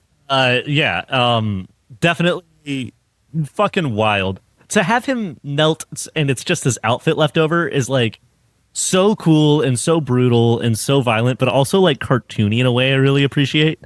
Right. To call out just like all that's left is his pants. Like I chuckled out loud when he said it, and I don't know if that's the intention, but I loved it. Like, yeah. Soaked in brown, it's body horror, it's terrible. But just to call out, like, yeah, he just melted, and all that's left is his pantaloons. I think also pantaloons is just a funny word. It's a perfect word. Yeah, exactly. I don't think he would have called them striped pantaloons if he didn't intend it to have a tinge of comedy. Humorous context. Yeah. Dark, horrific comedy. Mm-hmm. But yeah, and then we hit, and I was already thinking like, oh, poison. Like we've spent so much of this novel talking about how if it was the Chantry, they would have used poison. But like, and we've called out multiple times, poison is the Chantry's tool, even though the Chantry hired a bird and a knife missile. But now we see the Chantry supposedly using their actual methods they're the most expert in, if it is indeed the Chantry. Right. They literally, like we've called out poison so many times in so many different ways, but we didn't understand the depths to which, or like what poison meant. Like poison to us is like, oh, I die quietly in my bed, or I vomit, or like I die somewhere. Yeah, not the dissolve into a pile of goo. Yeah, they use poison that turns you into pants. Right. Oh, cool. They use poison that turns you into pants. Yeah, precisely. You don't even need to worry about the barrel in a swamp. It's just donate the pants to Goodwill. Exactly. There's some good brown striped pantaloons, Yeah. Regardless of color, the brown does not get out. Does not wash out. Stay. Yeah. It's enough brown to where they just look like brown pants now. But, it's like the old Colonel Mustard joke, right? Yeah, bring me my brown pants. Yeah, bring me my brown pants. Yeah. Bring me my Chantry melty pants. Yeah, exactly. Oh, man. That said, he continues walking, and considering this, he's allowed out of the arena, all the while thinking about this moment when he realizes that he can't find Saran. He's made it all the way back to his ship, and that he thinks maybe in this moment and rush that she's dead, she's been assassinated, killed, and that he shouldn't be alone, shouldn't have been left alone. He nearly dies as he runs away from the shuttle exploding, hearing a call of a friend calling him Haid as he fades away. There's something interesting in the scene that, like, it feels like Hadrian sees Saran dead. Like, and I don't know if it's just mentally. He's like imagining it. Yeah.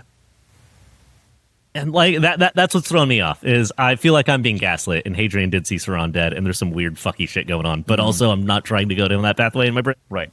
And then we're also like, we spend time in the next chapter talking about like the homunculus and clones and changelings. Like he brings up changelings as a type of homunculus that they're going to say was the thing.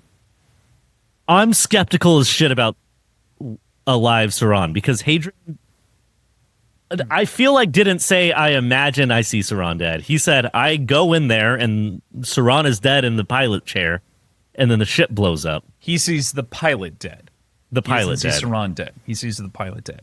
He imagines Saran dead after he sees the pilot dead. Okay. Yeah. Because read to me where it was like Saran was in the pilot seat dead. Yeah, no. I'm just being suspicious thoughts. as shit. Yeah, right. I'm going to be looking real closely at Saran from now on. That's all I'm saying. Yeah. Give it a little eye lock. Yeah. Yeah. Saran and Alexander can sleep on a very different part of the ship than my boy. And maybe together, but maybe we don't want that. Hey, I don't know. I don't know. I don't know what Alexander's into or Saran. Mostly whatever Saran wants. It's fine. Right. Or whatever their name actually is, if they're even a person. And not a changeling homunculus. Not Marlin the Changeling, yeah. Yeah. Or Saltus the Changeling. Child of the Tubes. Child of the Tubes. Yeah, I don't know. Who knows? I couldn't shake a suspicious feeling on this whole explosion, Saran dead, Saran's fine, Saran's back situation. Sure. Yeah. That's all. Okay. And I digress. Yeah. We love your digression. With that, as we round out this crazy Colosso section, anything else you want to mention inside of this crazy, excellent combat? Damn. My guy Haid, undefeated. Colosso duels. Truly, yeah. Literally, you could put him up you could give him a knife and a dream and put him up against a Myskolos with a high matter blade. Don't matter. You put that guy in front of a crowd, can't lose. Can't lose. Aura farms the whole thing. Yeah. He's like, I'm here to play in front of the cameras. Yeah, exactly. So funny how much he hated the idea of Colosso and would not do it growing up because he's become the central point of his life. He is him. He is the Colosso. Like, add that onto his long list of names. You know, Hadrian, the Sun Eater, half mortal, Colosso God. Like, it's just. I kind of love that so much of this book it calls back to Empire of Silence and is like, okay, you didn't like this? Let me double down on that fucking shit, buddy. Yeah, exactly. And this book is like, you wanted this, but you just want more of it? I got you. We're doing this right now. Ready? Yeah, we 3, 2, 1, bam. Yeah. Yeah. I hold to the fact that I think if this was ever like adapted to a show, I think Empire of Silence should be like flashbacks that are unveiled. Like that whole story should be told, but in tandem with the rest of the story, because I think that would be a weird first season of a show, and this show wouldn't have a second season. I think the story is important. I think it's good. Just that first book is like, it's weird. It's such an ask to be like, read a whole first book that's nothing like the rest of it, that's all set up and is kind of good. Well, I mean, yeah, House of the Dragon. We've talked about this a little bit before, but like House of the Dragon did it uniquely where like they put 4 episodes in the past and then they move forward for the back half of the season to show you what the rest of the show is going to be like. But I don't think that like 8 to 10 episode TV is conducive for that in the way that we'd like. No. Versus like if it were 20 episodes, you'd spend 4 episodes on that and be like sick. Yeah, it's just I don't think there's a market for like longer seasons that release regularly and come out like once a year. And no, for sure. Maybe just and exist like in one setting. And I really think that like a lot of people think that like long form media is dead in general. Like the idea. I'm mostly like, talking about the pit. Can you imagine a podcast that's longer than 20 minutes? You know, no, would never work. Would never work. No, but it's funny that like the pit is the show that everybody's obsessed with because it's like 14 episodes, which isn't 24, but it's still longer than most seasons of most shows right now. It's Close like 14, double. 15 episodes, comes out once a year, takes place in one setting, low budget, great acting, great writing. Right. Mm-hmm. Oh, and people like it.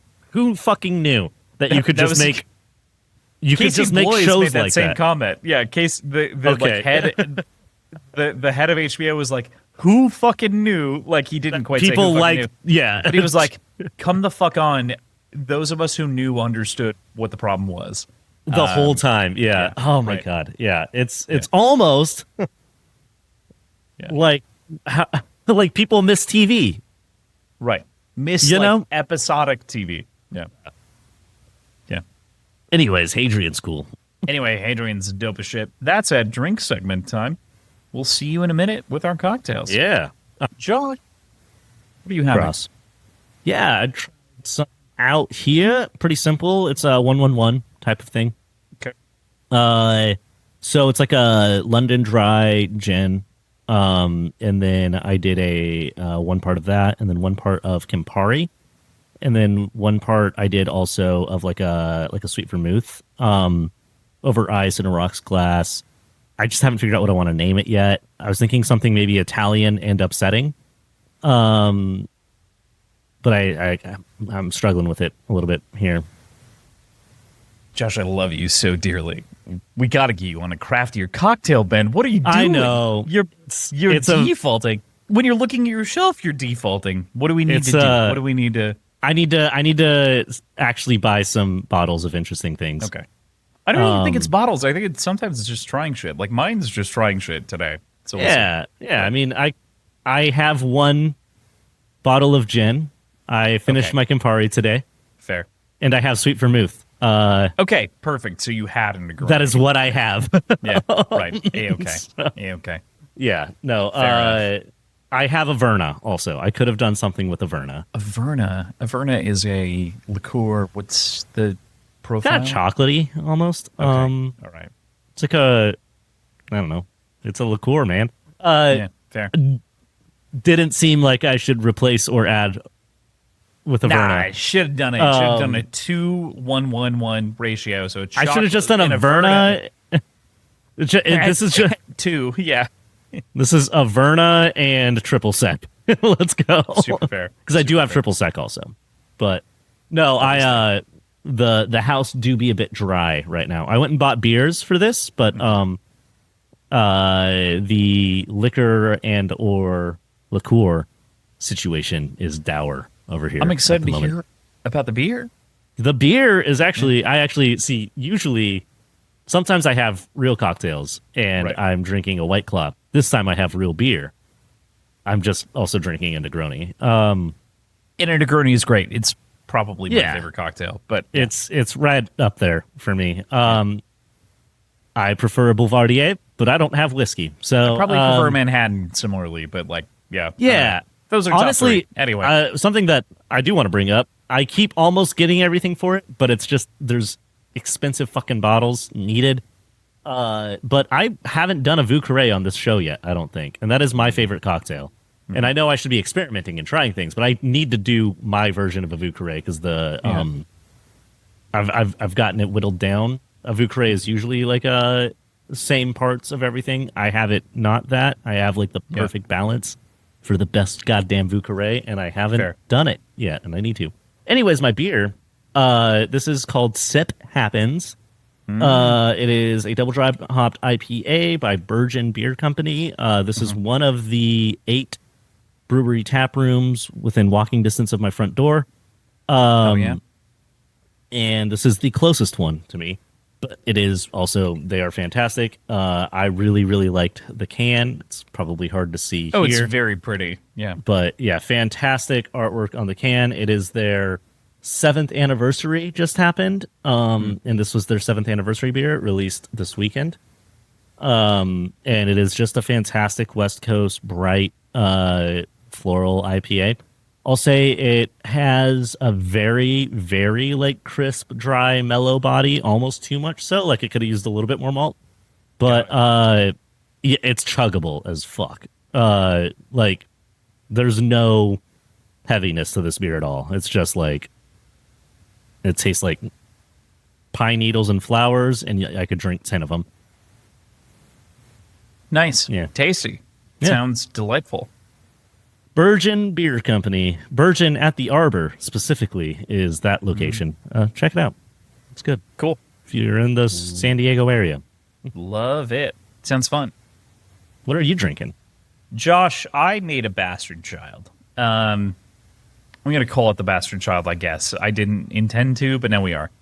I, months ago, bought this little bottle that came with a, like, dried oranges, other things like that, a ton of sugar, some other, like, ingredients within it. It was intended as an infusion bottle, specifically from a local company. I think I talked about it eons ago at this point. I put vodka in it 3 days ago, which is a good way to get the flavors that you want out of it. Yeah.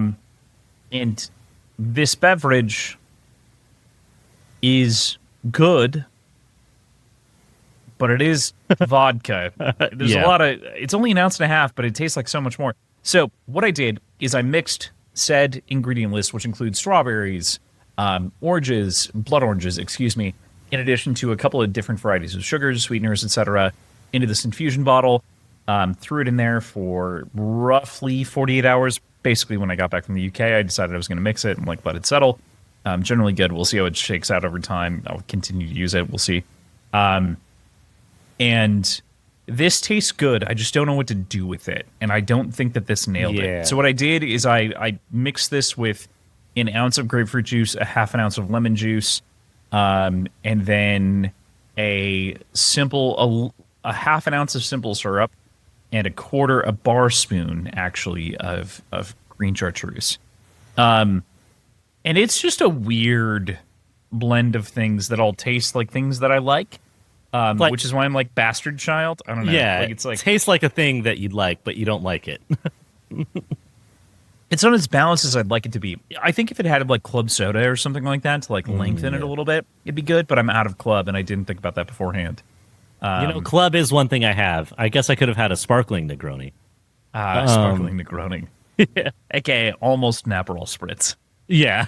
Poor man's. Rich man's Campari Spritz. Spritz. Yeah. Right. Yeah. Right. Yeah. It's solid. I like, it's fine, but I won't make this again. I'll refine it instead. So, all right. It's I can't promise by our next recording session on Wednesday, but our one after that will be past my next payday. I will make something heavily interesting. I just need you to tell me right now, should I make something sweet or something savory? Savory. For that. Yeah. All right. There's a cocktail I've been wanting to try and make using, instead of a simple syrup, eel sauce. Ooh. And it's going to have a miso base. Okay. Japanese whiskey. Love that. Yeah. I'm going to make my little ramen ass. I had a cocktail at a local bar semi-recently that was like a miso soy sauce based old-fashioned smoked thing, and I was like, like it was super good, and I was like, I feel like I could fuck around with this and try some other stuff around it. So I'll do that. I promise you I will make a cool weird cocktail on one of our next ones. So cool, so fun. Love that idea. It sounds incredible and very appetizing to me. Like, I love that idea. But your beer, the beer that I was having is from a local brewery called By the Beach Brewing. I had a little crowler. This particular brewery was called the Dread Pirate. The owner, brewer, bartender, of whom does all three things, has, I think, no employees. He just does it all himself. I think he's one other employee that's not his wife, of whom also helps out. This is his like double IPA that he also made with his Scotch ale base. And his Scotch ale is incredible, so it's got like a little bit of a peppery note to the whole thing throughout.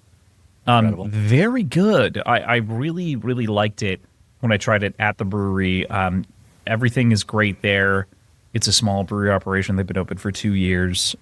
Went within the opening week and then hadn't been back since. And like the guy is cooking up some good shit. So for those of you of whom are in Wilmington, you should definitely check out By the Beach Brewing, which I know there are a couple of you, but assholes. Yeah. Yeah, assholes. Yeah, assholes. But that's it. That's all. Nice.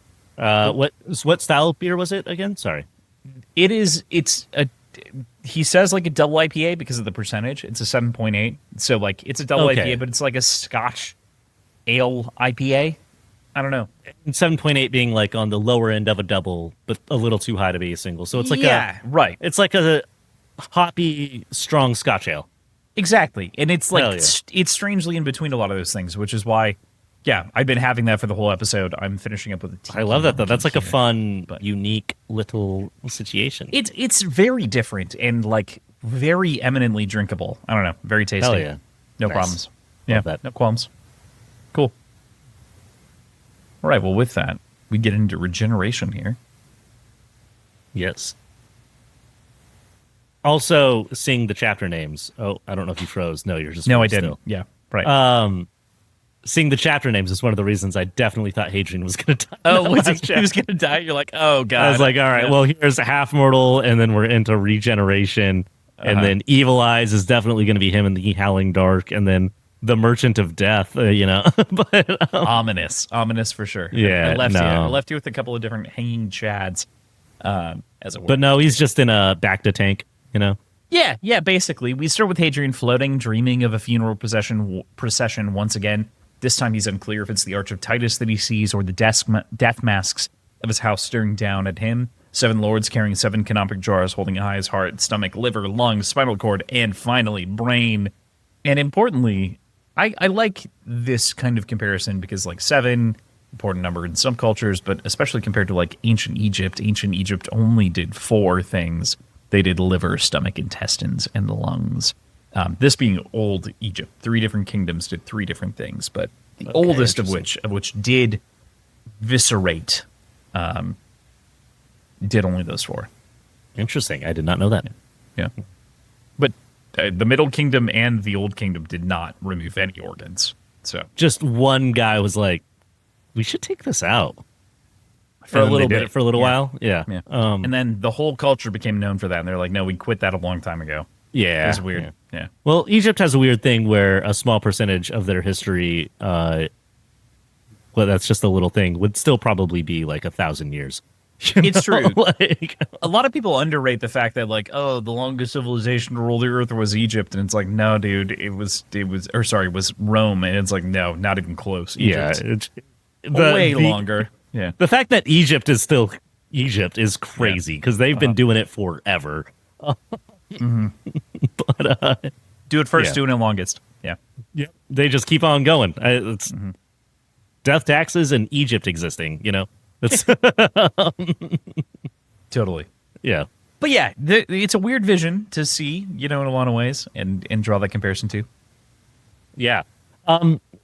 There's also, obviously 7 having like a lot of religious importance to Western cultures as well. Like it doesn't feel like the 7 organs and the procession of 7s is like not trying to give us some sort of religious context or like it feels very intentional. There's some importance there, but also we don't know much about like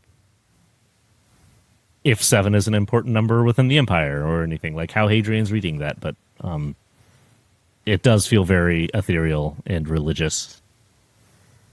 And my assumption was definitely that it was Hadrian's funeral we were watching, but we're never given an answer. Who knows?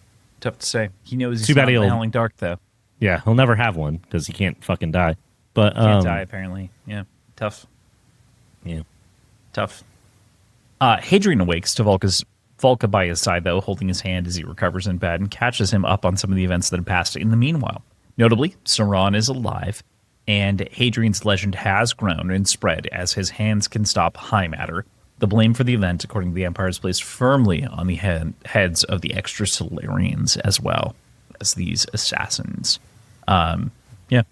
Yeah, I love this scene where he breaks down like what will be said, and it is one of the things that gave me all that suspicion about Sauron because this is the first time we really hear about changelings. I mean, I guess in Howling Dark inherently with like the opening scene to that we get a little bit of that, but like it feels weird to bring it back up here. That's why I don't know if it's going to be Sauron, but I feel like changelings are going to come back. Sure. But also oh no, I lost it. I had a thing I wanted to say about this scene. Oh yeah, how whenever you almost die and you wake up in the hospital and your girlfriend's there and you're like, aren't you supposed to be in bed? Yeah. Hadrian, clearly like not a great response from my guy, but it's fine. He's a little disoriented. I'll give him a bit of a pass here. Yeah, I can't help but like feel. I love that like our shoes are reversed here in so many different ways, right? Like it's okay, all right. We see you, we see this. We come to very quickly understand that like this is meant to be a pairing of chapters in many ways, with like her being injured by the knife missile and he recovering here in the bed. Yeah, and that's fun. She says, we're not supposed to like trade or something like that. Like, right. What a fun line within the spectrum of this. Like, oh, okay, all right, sure, lady. Yeah, it's just good. It's a good moment. It also like brings us a little bit closer to something that's popped up a couple of times, but I don't think we've talked about, which is that like there is a new term of endearment and affection here in Anarian, which is counter to Anaraic, but close. Which maybe is like barbarian-ish or like something adjacent, but we don't really know. Yeah. It's their secret language. So my assumption, my thought is that it comes more across as my barbarian. Sure, yeah. That makes sense. Yeah, that's how I chose to read it. I don't know. Yeah, definitely. Especially because there is like a moment of like, it's set in the chapter, in the sentence, in a way that makes it stand off the page a lot more than the other times it's been said. Right. I can't really explain exactly how, but just the kind of the like the flow of the thing really, I feel like centers around it, calls out that one word. Yeah, Anarian, every time that she said it. And she said it a couple of times, but now it's clear that it's like more than something else. Yeah. Yeah. Yeah. But I think in the thing that we were talking about way earlier with Celine, Right. Both. Celine Dion, is that there's some sidelining of Celine within scenes that it feels like she should have more presence in, and that was something I called out. The sidelining of Valka through this entire section, it's a very easy way to go. Like, oh, she's on the ice because the Chantry's looking into us. I think that that's so much more effective and less upsetting. Like, for some reason, just Valka being like put to the side while Hadrian does all this aura farming, because he would not have been the Hadrian he was with Valka there. But it's done in a way within the story where it makes sense and it doesn't feel like she's just standing there not talking.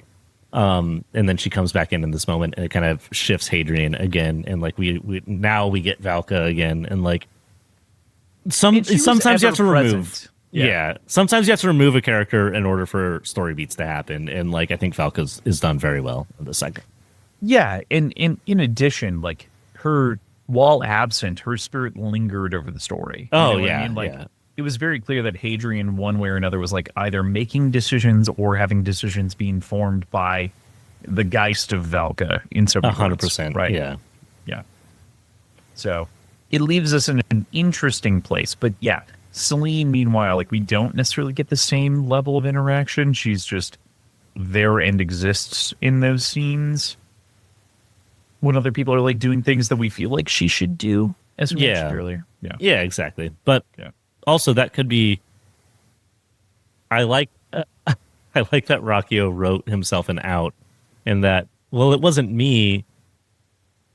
It's Hadrian, you know, because like Hadrian could just have less of a fond memory of who Celine is and like write her as more sidelined in his memories. Whereas he makes sure to make all of us know the presence of Valka because Valka is more important to him at the end of his life. I've read very little of Hadrian's, or excuse me, of Rockio's other writing. In particular, he's written this sort of like Conan-esque story. Oh, fun. Which is very fun, like very sword and sorcery-esque. And it's apparent when you read these two next to each other that like he is leaving things out because it's the narrative purpose to leave things out. You know, like he gets it. He knows. He Definitely. knows what he's doing. Yeah. But it's so cool because he can make like purposeful writing faux pas attributed to Hadrian. But then if he ever accidentally does one, he could be like, well, that's just Hadrian. You know? Yeah, exactly. He's like, well, Hadrian's unreliable. Like, I might be an asshole, but Hadrian's unreliable. Yeah. You're like, hey, this didn't make sense. Yeah, I take it up with Hadrian. Yeah, like, fucking guy didn't get it. And then in the re-edits, he's like, yeah, no, I'm going to take that one out. I got to fix this shit. Yeah, I gotta. Like the there, you know, like earlier. It's like, what can I say? Hadrian, you know, sometimes he's bad at grammar. I don't know. Right. Hadrian asks about any word from the emperor, to which she says, Volka, that he sent an apology, but Hadrian is sold on the fact that the empress is working with Bourbon through all of this, as Hadrian himself is seen as a danger to her children, and as such, the empire. Yeah. Maria Agra, as you would say. Yeah. Ponce de Leon does not like, which is Spanish now, I think. Right, like, where are we going? She sounds so European. I don't know. Maria Agrippina. Yep. Is that correct? Maria Agrippina, yep. Okay, Maria Agrippina. I got so distracted thinking about names. Jesus, yeah. Maybe that's what I need. Maybe I need to like Metropolitan, you know, like yeah. No, she should be named Janice or something. But damn it, Janet, I love you. Anyway, sorry, so sorry. Yes, Hadrian is a danger, according to them. Okay, that's no. I got so distracted thinking about her name, but this whole back half segment is like, it's such a weird kind of middle ground where the more dangerous Hadrian becomes, the less anyone can do about it, but he is becoming more and more dangerous. So yeah, like they wanted him out of the way because he was dangerous, because people liked him, and maybe he could try and make a move for the throne or something. And is he just some like political guy who's aspiring to a higher station? And now it's like, okay, fuck, now we have a real problem. If we had just left this alone, maybe it would have been a medium problem, but this is like a real problem. But now we can't do shit about it because, like, if we put him on TV and he let him do his thing that he's the best at. Yeah, right. Oops. We let him prove in some weird way that he is half mortal, although he didn't die on TV, as you had mentioned, like he did. Yeah. Now that would have been a real problem. Hadrian catches swords, you know, like catches high matter. Yeah, Hadrian catches high matter. Which I'm sure someone's selling shirts that say that at this point, but right. Yeah. Yeah, I think there's a line a little bit later that like says that a little bit more succinctly, but to the point, like, man, what a moment. Yeah. Yeah. Hadrian also gets news about Lordkin Brethnak and what's to happen to him, which is namely nothing outside of living on ice for a couple of 100 years and then being sent to prison like Volusia or Pegasus Minor to live out his sentence as a bond overseer or something comfortable and in exile.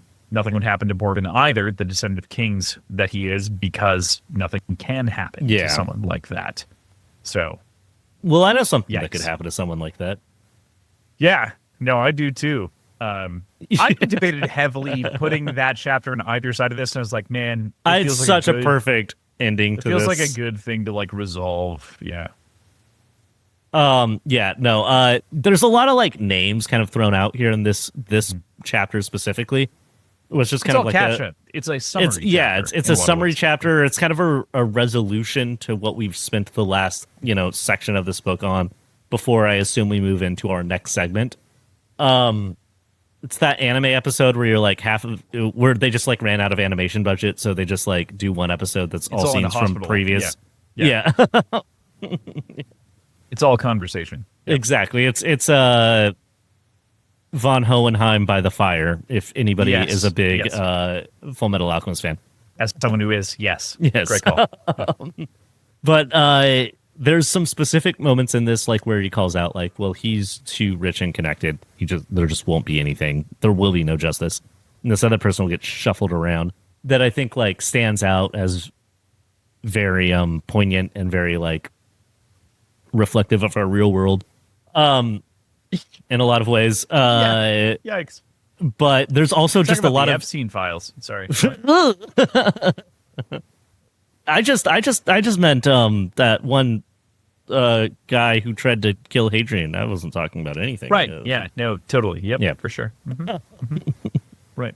But yeah, I mean, okay, not to get too dark here, but like I grew up heavily in multiple churches, And I remember there being scandals, and then just finding out that guy was working at a different church.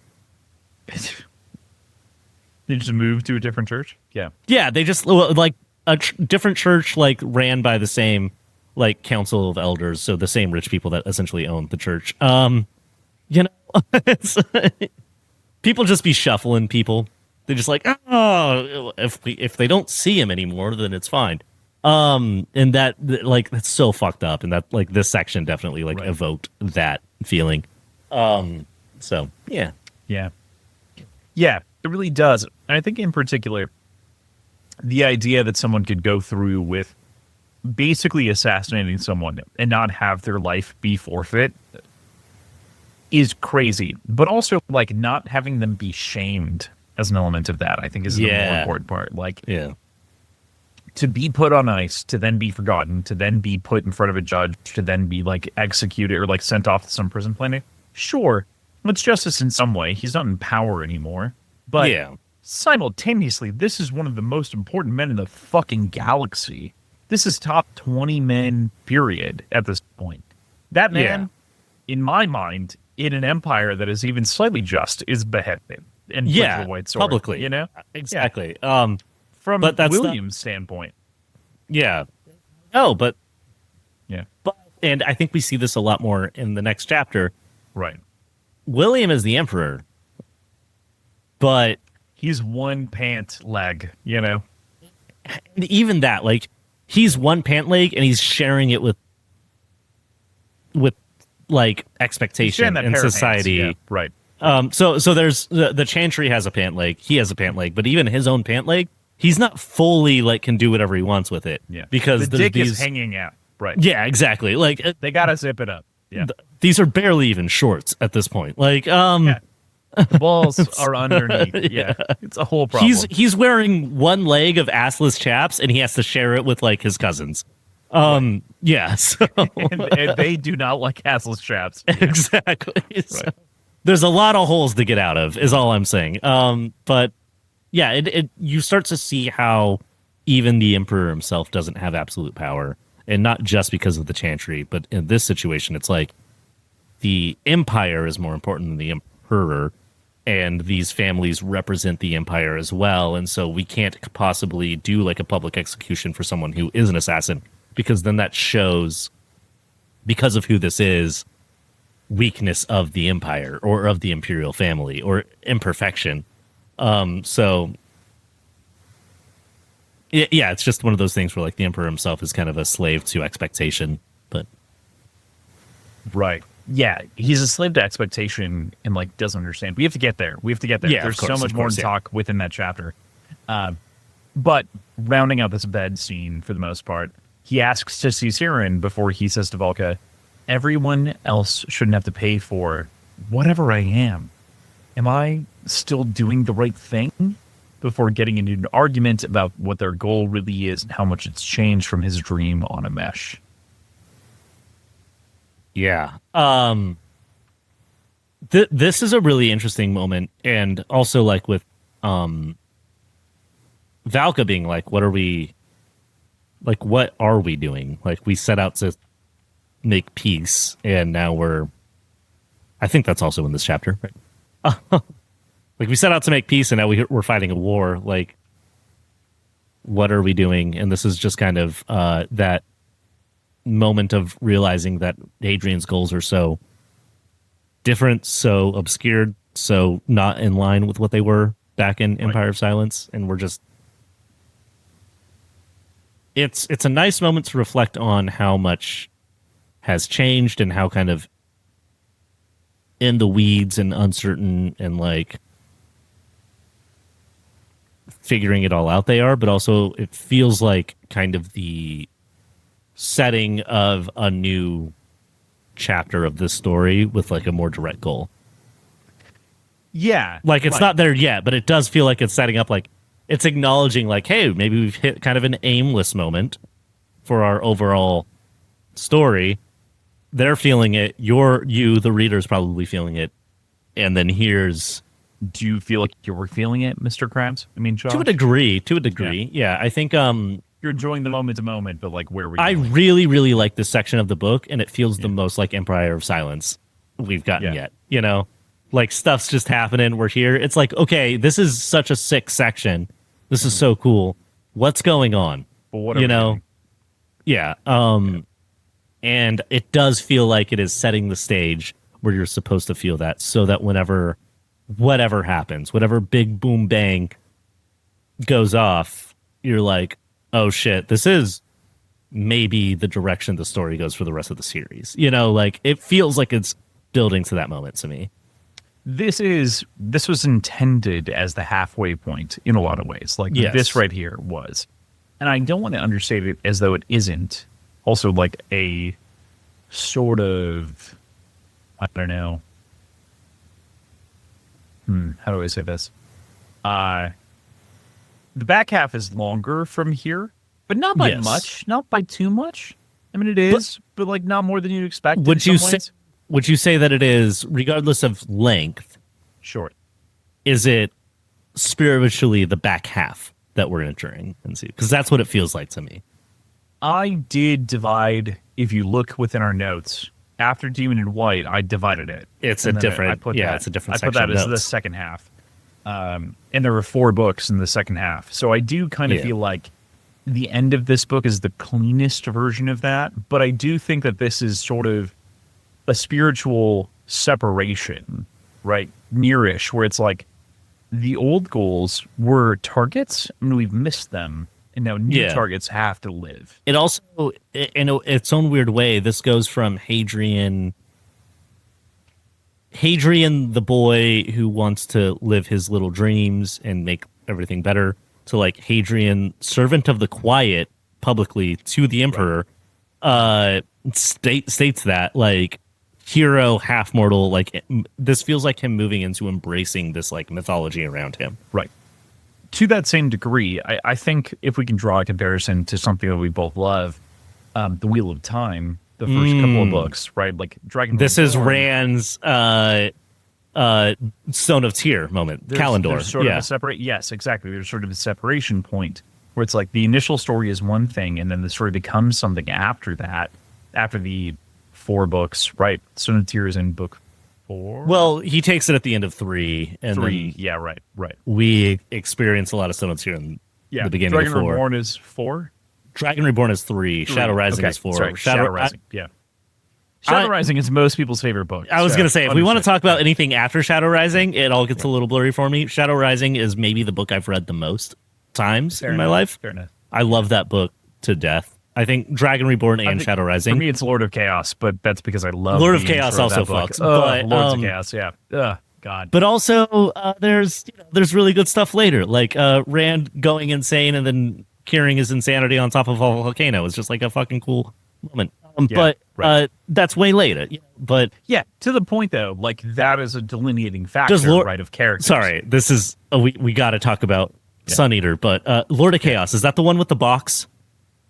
When is Rand in a box? That's when I want. That's the other shit that stands out. Lord to of me. Chaos is the one that opens with the very. We've talked about this before on the show, but it opens with the very long segment that is mostly just. Oh, it's just guys. the Forsaken, fucking fighting amongst each other. Time. Yeah, for like 100 pages. And then it becomes about the guy of whom is playing on the wrong side of the side, Dan. What the fuck is his name? Yeah. It's been so long. I read this back for the record. I really want to reread this because I read it in high school. Okay, I know we've talked about it, and I'm sticking to you. Yeah. I really think we should continue doing the coverage of the books we're doing, but throw in one episode per book, Wheel of Time, every now and then. It would be fun, and we should maybe do that as a Patreon thing. I think that sounds like a good Patreon bonus. It's just fun that we both love Wheel of Time. Yeah. And I want to reread it. I've never done the audiobooks for Wheel of Time. I've only read them. I think getting a little Kramer up in there could be fun. Sure. I also read them entirely originally. I did not listen to audiobooks because I got them all from my grandfather, of whom died before the books were finished.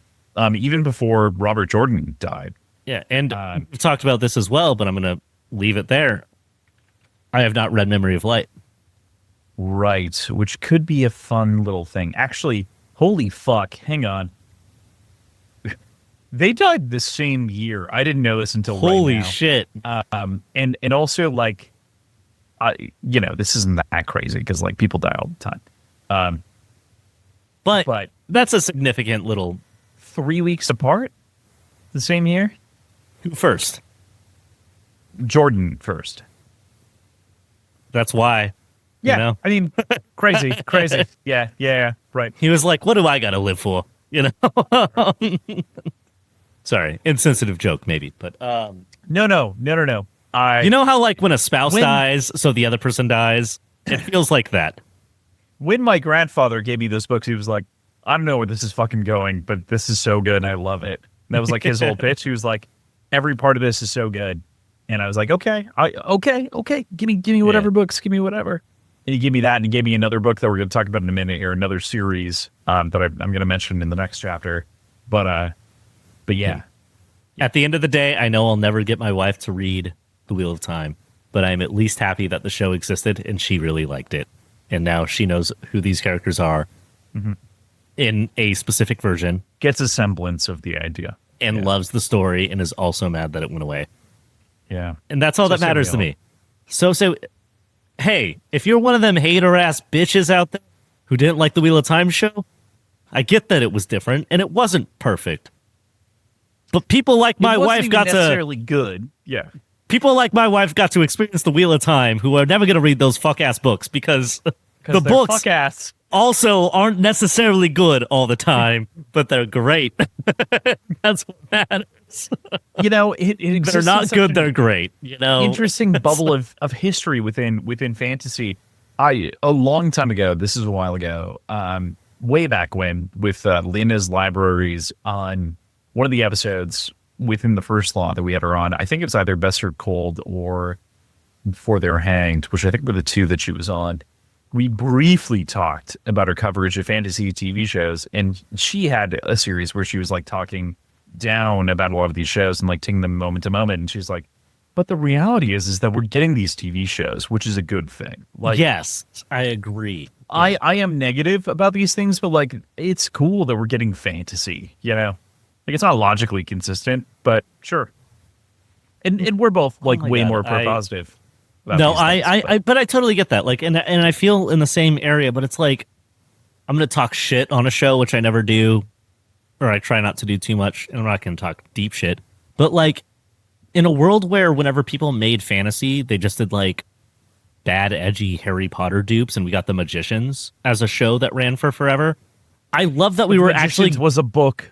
first, but that's which important. I also didn't like a book those books. series. I tried That's to fair. read those books, and Lev I did not like them. Grossman is not for everyone, but his Yeah. Arthur book is very good, and I recommend it to more people. I didn't like The Magicians. I liked, what is it? I won't say they were poorly written. Sorry. I just didn't like them. Yeah, right. Fair. Anyways, and then I tried to watch the show, and I also didn't like that very much. The Bright Sword. That's what There's I a was lot of looking people for. who Anyway. fucking love it, but it's like in the world that keeps adapting that type of thing, it was so cool to see attention given to high fantasy, weird fantasy, otherworld fantasy, Tolkien-esque fantasy, which is my shit. And I've talked to you about this. Like, I didn't grow up on Arthurian legend because it wasn't like Tolkien-esque fantasy. I love that, like, full high fantasy, otherworld, I don't know anything, throw me in a bubble and let me learn type shit. Yeah. And Game of Thrones ended poorly, but I would say outside of the Lord of the Rings trilogy, Game of Thrones did the most to give us that as a cultural option Yeah. in cinema. And I don't want it to go away, and they keep canceling the shit that could have been cool. I don't need everything to be Game of Thrones level, like hyper budget execution. I want some like low budget fantasy action comedies. Like, I'm just so pissed. the D&D that- movie was perfect. It was perfect. That was perfect. I'm so pissed that the Willow show got canceled after a single Yeah. season. I watched 2 episodes of that, and I'm so excited to watch more. And it was removed from Disney even like Plus the when Dark I'd Crystal started shit. it. Like whenever What a perfect example. Yeah, right. Of like the Yeah. same kind of high fantasy stuff. It's like, man, just- just take risks. This is give so me good. shit that's weirder. Give me puppets. Give me fantasy. Give me magic. Give me Shadow Wizard Money Gang. That's all I Yeah. want. Shadow and Bone, frankly, like the Shadow and Bone series, was actually which went pretty for 2 solid. seasons. It was Yeah. very solid. I wanted way more. I was kind of bummed that the Crows were like half of the story there, and I would have preferred. I mean, I like those books better to begin with. So Well, it's like I a was whole going to separate say, thing, but- Shadow and Bone was a perfect adaptation of a not very good romance fantasy trilogy into like a and then they decent- would randomly go to the Crows, and I'd be like, "This is actually sick." and that's a duology that you wrote. Exactly. Yeah, right.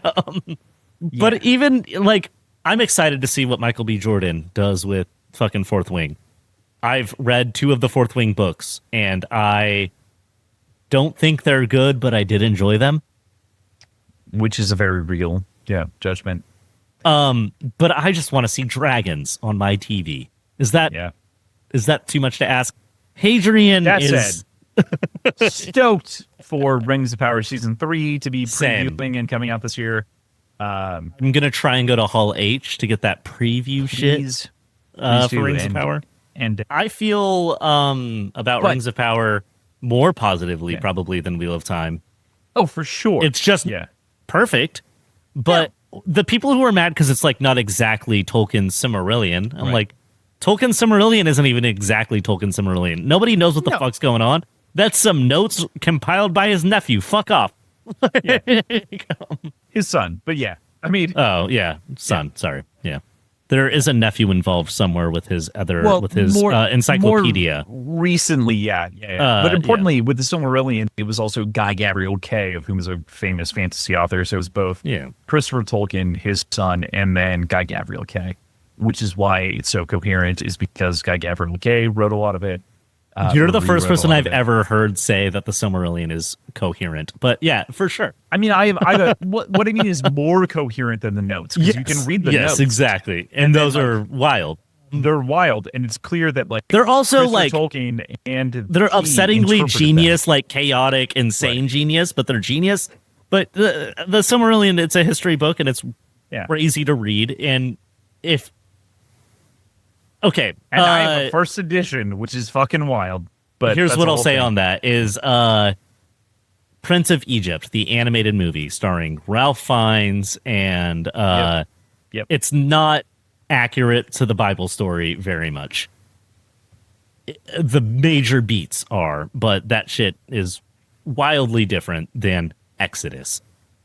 Which- It's a better story and a better on, movie, bitch. We You know? literally did this last week because I watched Exodus on before the last episode. We talked about this. Yeah. It is a better story, but I do prefer Exodus's visuals. Yeah, okay. Yeah, fair enough. But the brother bit is a little bit better in Exodus anyway. Yeah.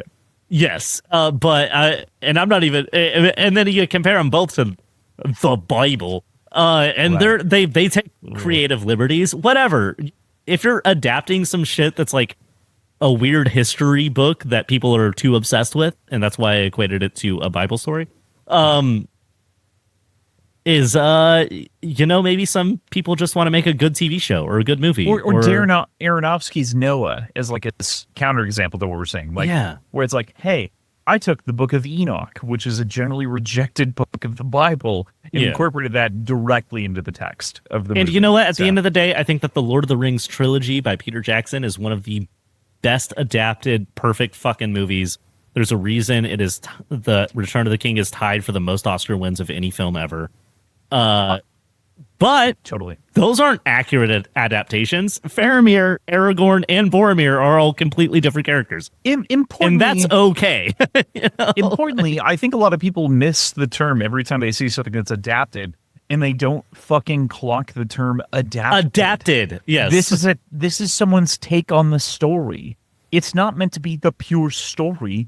It's a take on the story. Which you cannot like the take on the story, but that does not mean that it is not the story. Yes. It does not mean. And I wish more people would watch the adaptations wondering if they enjoyed the story.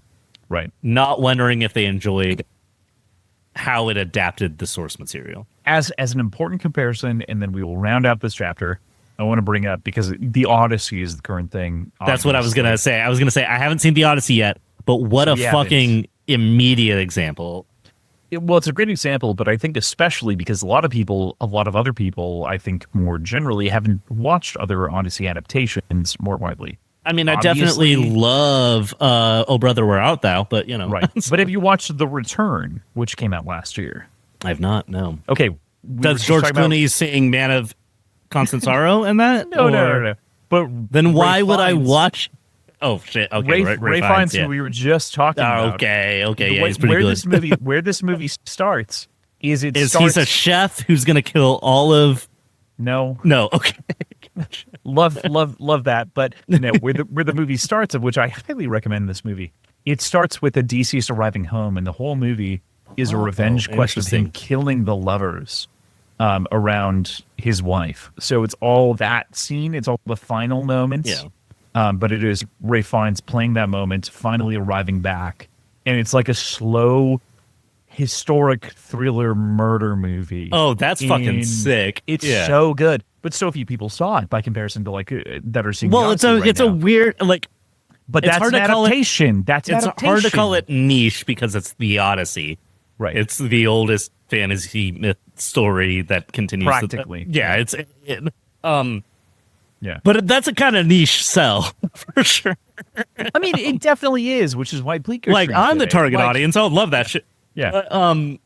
Have I ever talked to you about my introduction to the story of the Iliad and the Odyssey and my personal attachment to it? And I know we got to talk about this book, and we should finish it. Yeah, we should do that right now. Yeah. The book or the Odyssey? Talk about your story, because we're at the end of this chapter, so it's fine. Do you know the band Symphony X? No, unaware. Like an old school, I think they started in the late 80s, but they're mostly in 90s, like heavy metal prog band that I fucking love. One of the bands that I thought was one of the biggest bands in the world, and then they played like at a dive bar in San Diego, and I was like, what the fuck? Because they still like a Devil's Cut episode waiting to happen. Of course. They have a song. Well, they have an album called The Odyssey, and the whole album has themes from The Odyssey, but it's mostly just a normal album. But they have one song at the end of that album that is 28 minutes long called The Odyssey, and the song is The Odyssey. Like, it is a concept album in itself as a singular song that goes from, like, start to finish of The Odyssey. And that is one of my favorite songs of all time. Possibly my favorite song of all time. It is a perfect song. It is 28 minutes long. It is Josh, the most epic shit in the world. It to me now, so that I don't forget this. Yeah. So just take the it is cheesy 80s style, like that's hair fine. metal. And I love it so much.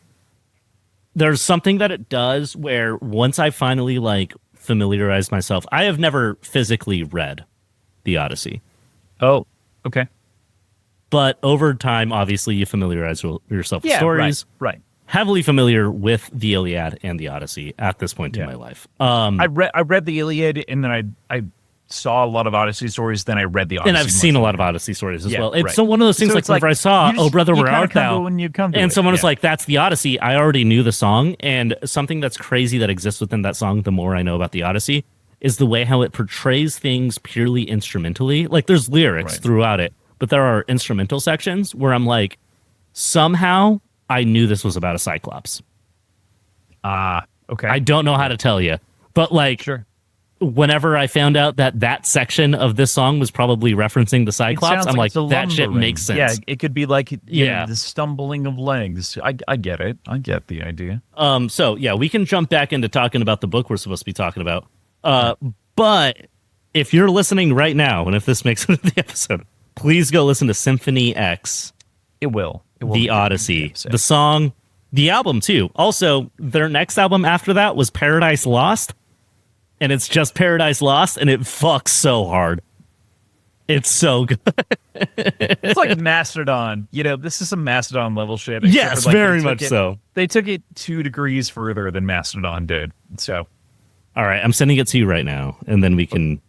Yeah, totally. I wanted you to send it to me so that I didn't lose it. That said, the final note here on this chapter that we can send this off with, while we've been talking about all these different epic pieces of work, and especially the one that's relevant to the media at the immediate moment here, which is the Odyssey. Before Volca leaves, Hadrian asks for her to send for Krim, for the thing that we get at the end of this. A little throwaway line that becomes my favorite thing. I think Rocchio's ever fucking slipped me a little note in a book before. Like, this is... I remember thinking, like, why? What? Tell me. Like, this stood out so much. I was like, what's Krim? Why did you, like, there was a brief moment where I was scared because Krim might currently be my favorite character. Where I was like, oh, like did Hadrian, like, figure out, I mean, maybe character. Sure. I know he doesn't have a lot of lines, but, like, he's so cool. But I get it. Yeah, right. I'm more of an Aristides man myself, but it's impossible for Lorien to not actually be your favorite side character, but I understand. As somebody who is 5'6" and deformed, right. I don't mean you, me as well. I'm just saying for me, I'm 5'11" and fine. Yeah. Ain't nothing in my body shaped right. I'm an intis, by the way. No, I fucking love Lorien, but Krim just stands out as such a cool fucking character to me. Yeah. This book, never even knew who Krim was in the last 2. He was there. He showed up, in the last book. Yeah. But with that said, whenever he called Krim, I was like, for a second, I thought that Hadrian somehow, and we were going to get a reveal, figured out that Krim was like the traitor. Mm-hmm. And then whenever that wasn't what happened, and it was Krim's my boy, and I trust him, and he's the guy, and I can tell him to go kill a prince. Well, not a prince, but I mean, basically. A prince, yeah. Yeah. Right. And he'll be like, heard, and then he'll make it happen. And I'm like, don't just kill him. Make sure he's scared first. Make it the worst version of his death. Yeah. Right. Kill him, but also make sure he knows it was me. And get away with it. And he says, aye, Captain. Heard. Yeah. Like, the fact that Hadrian can be like, hey, can Ilex, Krim, and Lorien just, I don't know, do the impossible. Just break into Langley real quick. Steal some codes. Go deliver them. Break into fucking the Pentagon. Take those codes. Smash the codes together. And then, like, fucking break into the moon. And they can. Right. So cool. Yeah. Yeah, this is one of the moments, in general, like, this series sometimes has to, by the nature of its narrative, do a disservice to its minor characters, in which, like, we do only get inherently by payoff. Its structure. Yeah, exactly. Yeah. Like, we mentioned this before, way back when, but the series cannot pass the Bechdel test. In many ways. Inherently, yeah. Hadrian is always in every conversation. Like, there's no way for him not to be. Because he can't write a story about conversations he wasn't there for, except he's starting to occasionally. He does every once in a while, which is maybe a factor in which it could be broken. But like it would be a very difficult thing because he does it so infrequently. So it could be done, but like it also isn't necessary narratively for some Hadrian reason. could. No, right. Could die. The Quiet has already been proven to change things about Hadrian whenever they send him back.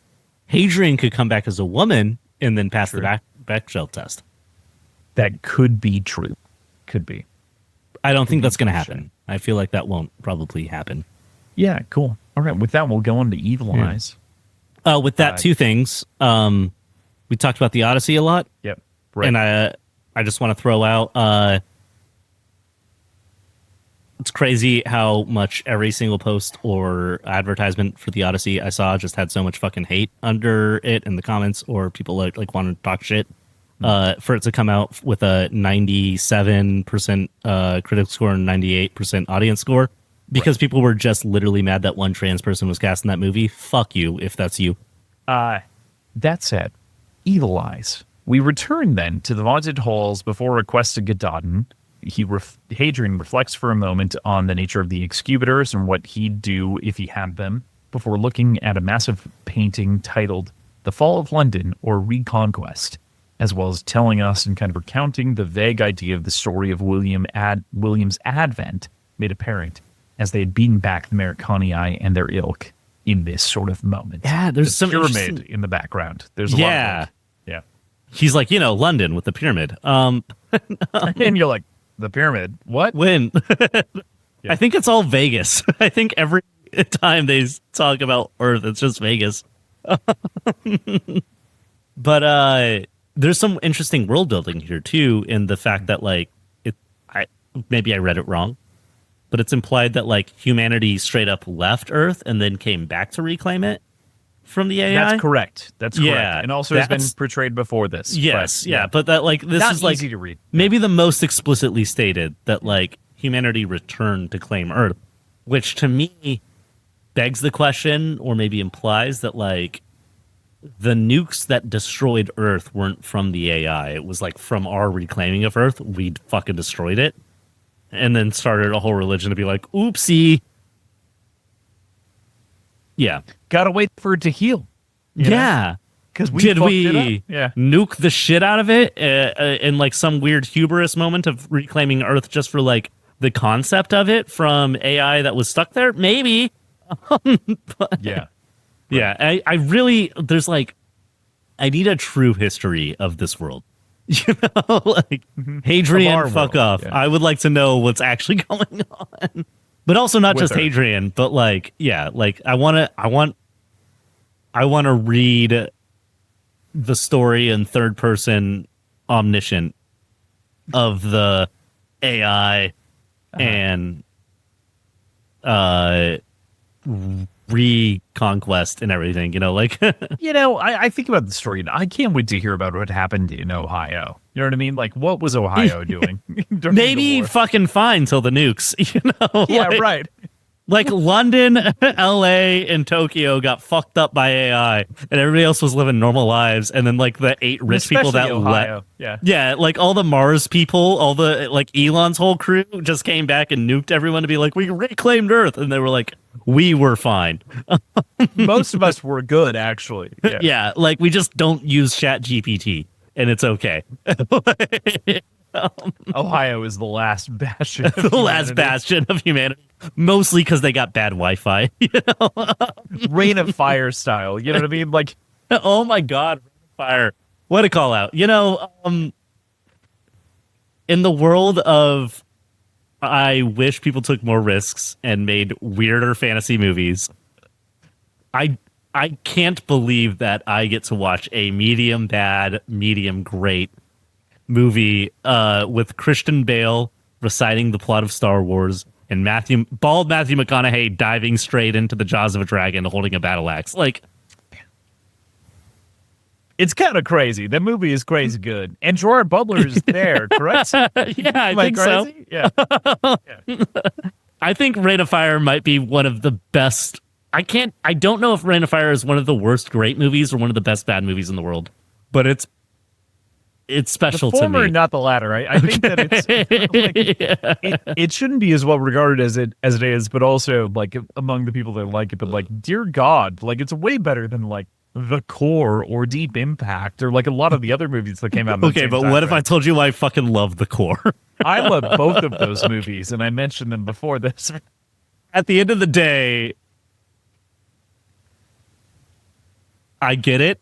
Budget, I love movies. Yeah. Spectacle, star power of the Aaron time. Eckhart? Yeah, I get right. why Independence Day is the biggest of those types of movies, but I like The Core so much more. Right. Yeah. Obviously, no aliens, but like, Yeah. Speaking of aliens and those types of movies, kind of, but in a different degree.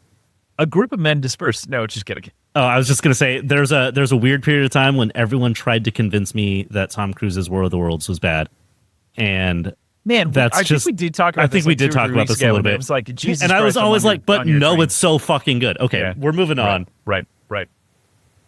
Mr. Cruise, I wish you weren't in a cult, but you make really good movies. It's true. It's true. I'm very excited for The Digger for a number of reasons. Same. Oh my god, it looks like just actual. I haven't art. touched the trailer. Oh my god, don't. I only saw the Holy initial shit. teaser, and I was like, hell yeah. He looks like he's having as much fun in like an actual like Acting high role. art like fucking masterpiece style film as he had in Like what, Cocktail? Like way back when? Or no like, what's the fucking dumbass movie. I'm a dude playing a dude who's why can't I think of the name of that movie? Tropic Thunder. Tropic Thunder. He looks like he's having as much fun as he did in Tropic Thunder, but also it's art. Cool. It's Fun. incredible.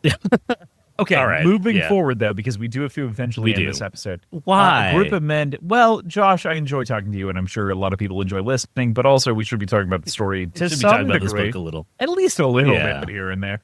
A group of men, though, in the distance disperse, and Hadrian calls out to one of them, Augustin Bourbon, of whom has been placed in charge of the investigation into his attack. He doesn't have much to say in the immediate moment when Hadrian addresses him, but they exchange a lordly gesture before Hadrian says, I pray you do. I pray the scoundrel gets what he deserves. At that point, Augustin Bourbon says good day before scurrying away, and Cassian Powers in the distance says, I'm sorry, my boy, before Hadrian gives one final death glare to Bourbon in the distance. I'm so curious about that. I'm sorry. Yeah. Is he just sorry for putting him in a position where he's going to have to be involved in this type of shit? I don't know.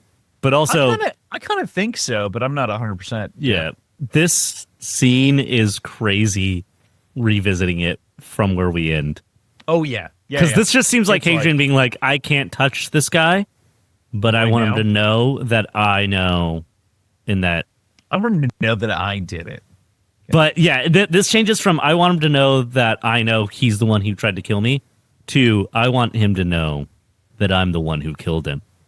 It's so fucking crazy. Yeah. It turns the This latter scene is so into a different. panic attack. Right. This like scene it- is so different. Yeah. with the future context. Oh my god.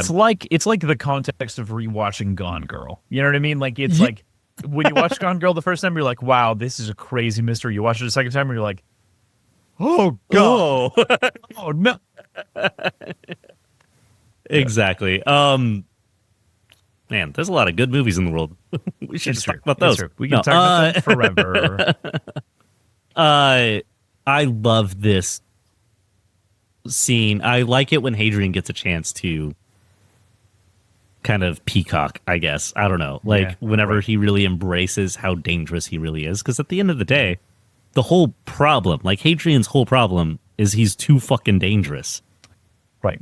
That's why no one likes him. Yeah. And it's cool, like, he's probably smart for downplaying it and being like, no, I'm a good boy. But, like, it's so fun whenever he's like, you gotta... It's his Walter White moments, you know? Like, whenever they That's a pop good out. comparison. Yeah. And he gets to walk up to this guy and he's like, I don't think you understand who I am. Like, I'm the one who knocks, you know? And this is one of those moments cranked up to like 10. Like, oh my God, he's yeah. like, "And I Especially with the executed a death context. stare." Right. Yeah, of what happens next. But yeah, I love this moment. I don't have too much more to say about it. I just think it's so cool. And sometimes, as someone who uses both him, and they, them pronouns, who wears crop tops and grows to pride, sometimes I read something and I'm like, I'm a fucking man. Yeah. This is one of those. Like, I was about ready to watch sports after reading this part, And we did start this episode by talking with some about soccer shit. Yeah. Right. Football. Football. So we then move to the Emperor, William the 23rd, and Hadrian treads cautiously. The Emperor cuts to the chase. He's going to dismiss Hadrian from his service for now, as it's likely that so many parties want him dead that he isn't of use to him anyways in the ways that he wished that he was useful. The Emperor gives him a shot to explain why he wants to go to Colchis, and Hadrian is told not to lie as a part of this, and he does. Initially. And he does. Yeah, right the fuck away. Whenever he did that, I was like, shut the fuck up, Hadrian. Like, what are you doing? And on a second opportunity, he reflects and he thinks always forward. And he still leaves some shit out, but... He does leave some shit out as he asks the Emperor about the quiet, and he replies, you know. How do you know? It's like, oh my, and that collapse into the chair, into the throne. Like, yeah, he goes from like uptight, and he goes like, it's the first time we've ever seen William as like a human being. Yeah, right. Oh my God.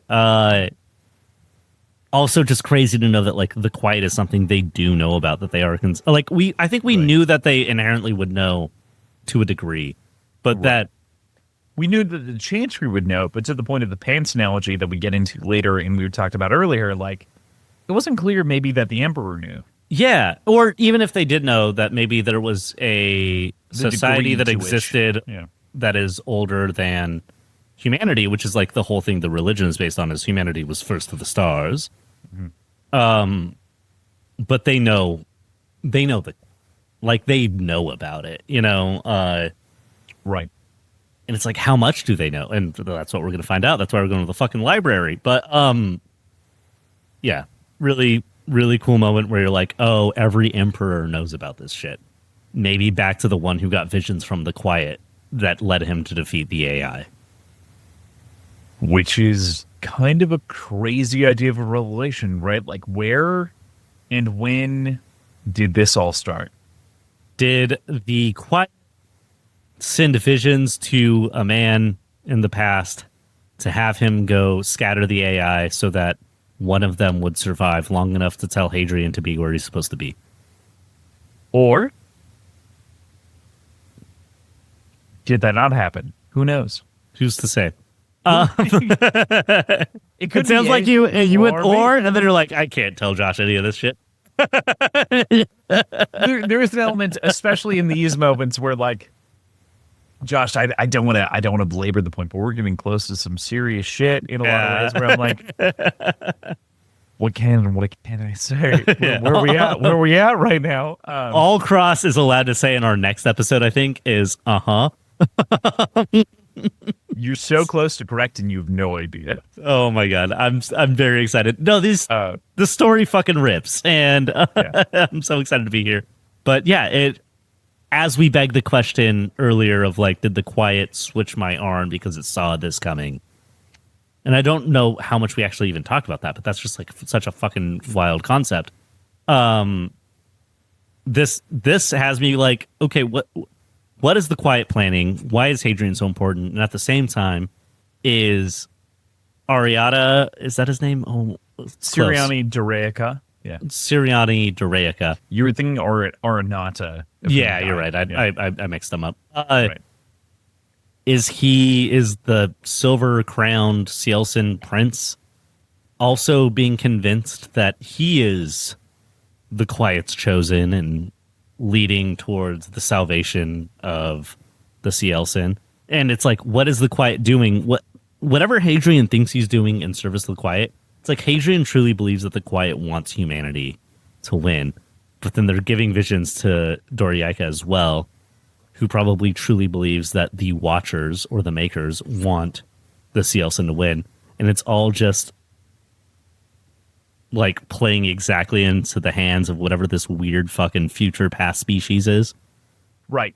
I love that you brought this up, because it is like sort of the thing that is a quiet, or maybe like a disquiet truth between the two of them. Well, I meant that from like a... No, I know. Neither admits to understanding what the other is like fully. Neither of them are showing their hands, right? Like, yeah. Fully. Which would be wild to get just like a Doriaika Hadrian moment like this, where they just have to put the cards on the table. Maybe it'll happen. I don't know. Cross, look me in the eye. I don't know either, Josh. And I believe you. I'm glad you do. And that's why this podcast exists. There's so much that goes on. That's excellent. Dope. But the Emperor mutters, oracles to himself before Hadrian explains that he hopes that perhaps something exists unconscious in the library that could help him and perhaps the Empire on the whole. The Emperor spins this into a question of who Hadrian serves. And Hadrian says that he thinks he serves them as their ends serve the humanity too. Quiet here in this situation, as that is who he is defending. He denies that he wants the throne as well as a part of this conversation. The Emperor mutters, and only a cousin, before inspecting the arm in question, saying that he cannot stay here. And so Hadrian is allowed to go. Gold ring. And this is where we really get the pants talk, like... Right. This is where, like, the chantry conversation comes into question. Yeah, like, you understand I'm half an emperor, right? Like, I can't defend you to them. Which like also just makes like Hadrian's defiance of the chantry to begin with, like him not joining them, so much more beginning. Potent. Yeah. Hadrian is becoming the chantry's like. I want one short story where we just exist in the chantry, just to hear them be like, Hadrian is the nastiest, fuggliest bitch. Like they fucking hate that guy. Yeah. Right. Mm-hmm. And he keeps doing every single move Hadrian makes. Would piss the chantry off more. Right. All the time. Forever. Mm-hmm. Maybe killing Vass. Maybe that wasn't a good idea. Fun. Running away from the chantry is probably not good. Having a Tavrosi witch as a paramour, probably not a good idea. Not the best idea. Yeah. The adamantian arms, probably not chill. Different, weird. And not hanging acceptable. Out with and taking the advice of and existing around a diamond and brethren. Maybe not super positive from the probably not the best. Probably not view. Maybe probably sleeping with Karn Sagara in woman form and then lying to us, the reader. Yeah, right. Yeah, definitely did and then pretended like he didn't. Because he was like, man, that was so hot, I can't tell you about it. Yeah, the people don't deserve this. That stays with me. Yeah, Hadrian and the chantry, great buds, good time pals. Good big time pals, for sure. Yeah, definitely. But yes, it's really interesting in this moment with the Emperor kind of expressing the limitations of his ultimate power. Like he has ultimate power. He's the God Emperor. And yet there's still limitations because at the end of the day, God is less powerful than the religion, which is as crazy. Powerful as the religion. But like barely. I don't even know. Like in this moment, it's. I feel like there's an implication too. Yeah, I feel like there's an implication that if it did come to a head, the empire, the royal family, would not win the chantry. Yeah. I want to ask this in consideration with what we're just talking about. Looking at the cover of the book behind you, which is the cover of the book, how do you feel about the Emperor now? How do you feel about Sir William Advent, the 23rd? I still kind of like the guy. Yeah. He seems like the best actor in the world. Like everything about his holiness, his eminence, his right to rule, being the God Emperor, is kind of an act. And we see that in the scene. Right. And we've seen that twice now. Yeah. Yeah, it shows me that, in my opinion, this isn't somebody that's going to be revealed to be the ultimate villain, but rather someone who has been bred and destined for a certain role, and that role is, to a degree, inherently probably dabbling in evil, but he is not actually bad. he's like trying his best to rule the empire in a way that keeps the peace and continues tradition. I don't know. I don't hate the guy. Yeah, I don't hate him either. Like to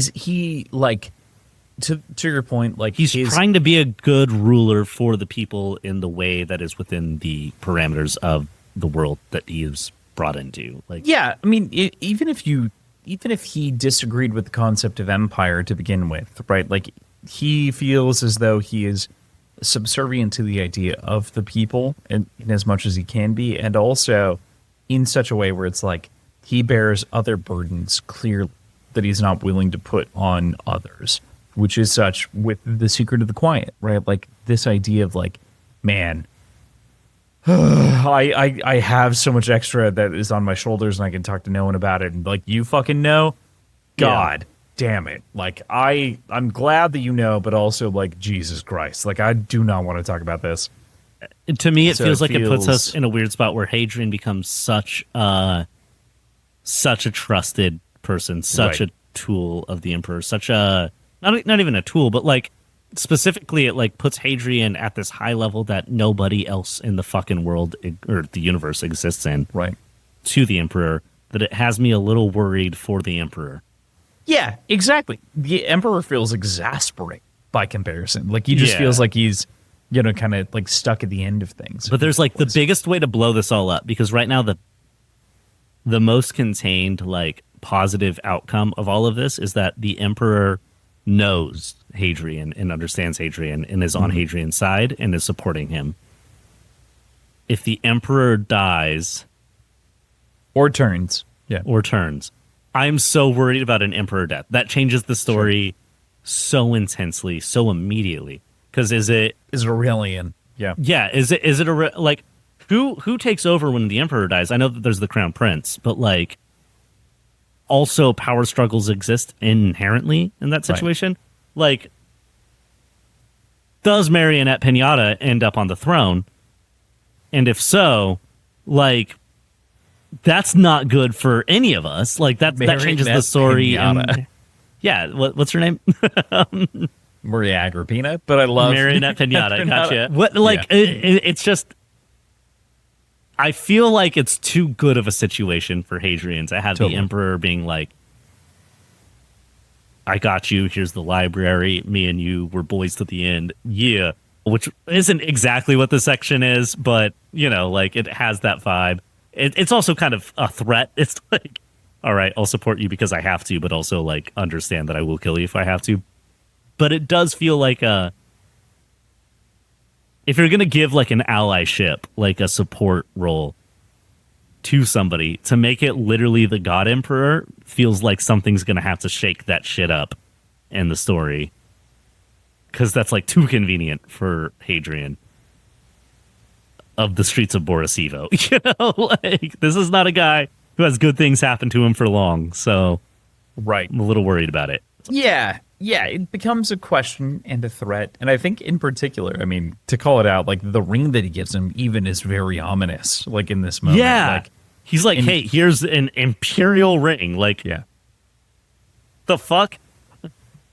Yeah, right. And like, what does that mean? And it's this like gold ring in hand. It has this emblem of Sir George the Dragon Slayer, of whom, do you know Sir George? Sir George? No. Well, I was just in England, so I'm here to tell you about the English Saint of England, Sir George, which he is actually the Saint of England. He like, according to legends during the 13th century, slayed a dragon, saved a princess. It's a whole thing. But I don't care about that myth so much as I care about one of the stories that was most impactful to me growing up. I talked a little bit about this for just a second earlier, but there was this wonderful series by Gordon R. Dickson, of which featured, instead of a dragon, in the way that you might think, imagine a mid-level accountant from the real world being suddenly isekai'd into a dragon and then trying to work his way out of being a dragon of whom it abducted a princess, while George wants to kill said dragon. So this man is a dragon, doesn't want to die, and that's the book, and there are 4 of them, and they're incredible. 5 of them, so they're good. incredible. Yeah, it's such a good story, and I highly recommend it. I loved it. I read it when I was 14. I read those books in between the Wheel of Time, and I what a wildly different book. Loved them. Highly recommend it. The Dragon of George, I think, is the first one. Then I think it goes The Dragon Knight. Then I think it's The Dragonite War. They're so good. Gordon R. Dixon. And highly recommend. They're Dragonheart, 2 New Beginnings, and then like you say that, and also like it kind of is, but like. But did you watch Dragonheart? Like the movies? Watched Dragonheart. I watched. Did you watch New Beginnings? Okay, yeah. I watched the first 3. Yeah. Is New Beginnings 2 or 3? That's the one I watched the most. I was obsessed with that movie. It's just the one we owned. 3. That might be 3. Importantly, though, I want to mention that Gordon R. Dixon was born in Canada but lived in Minneapolis. So importantly, he's also a Minnesotan author for the most part. So, but yeah, A New Beginning, 2000. A New Beginning. Okay, all right. All I could. We're not going to talk about it. Dragonheart, A New Beginning, very much. Yeah, just this one scene where the like knight guy who ends up being the bad dragon at the end, whatever. He's a giant dildo, bad dragon. You know, it's low budget, straight to DVD fantasy action. So terrible. Fighting. It's so terrible. Great. But there's a moment where they're on a bridge and he throws the sword up and then catches it reverse hand and then throws it like a spear. That I thought was the coolest thing I have ever seen in any movie ever. And I had seen The Lord of the Rings. Like, I don't know. Just something about that one scene stands out to me to this day. And I will still throw things up and catch them like that and throw them sometimes just for fun. It's kind of like when Henry Cavill in the Mission Impossible movie, cocks his biceps. His pecs. Yeah.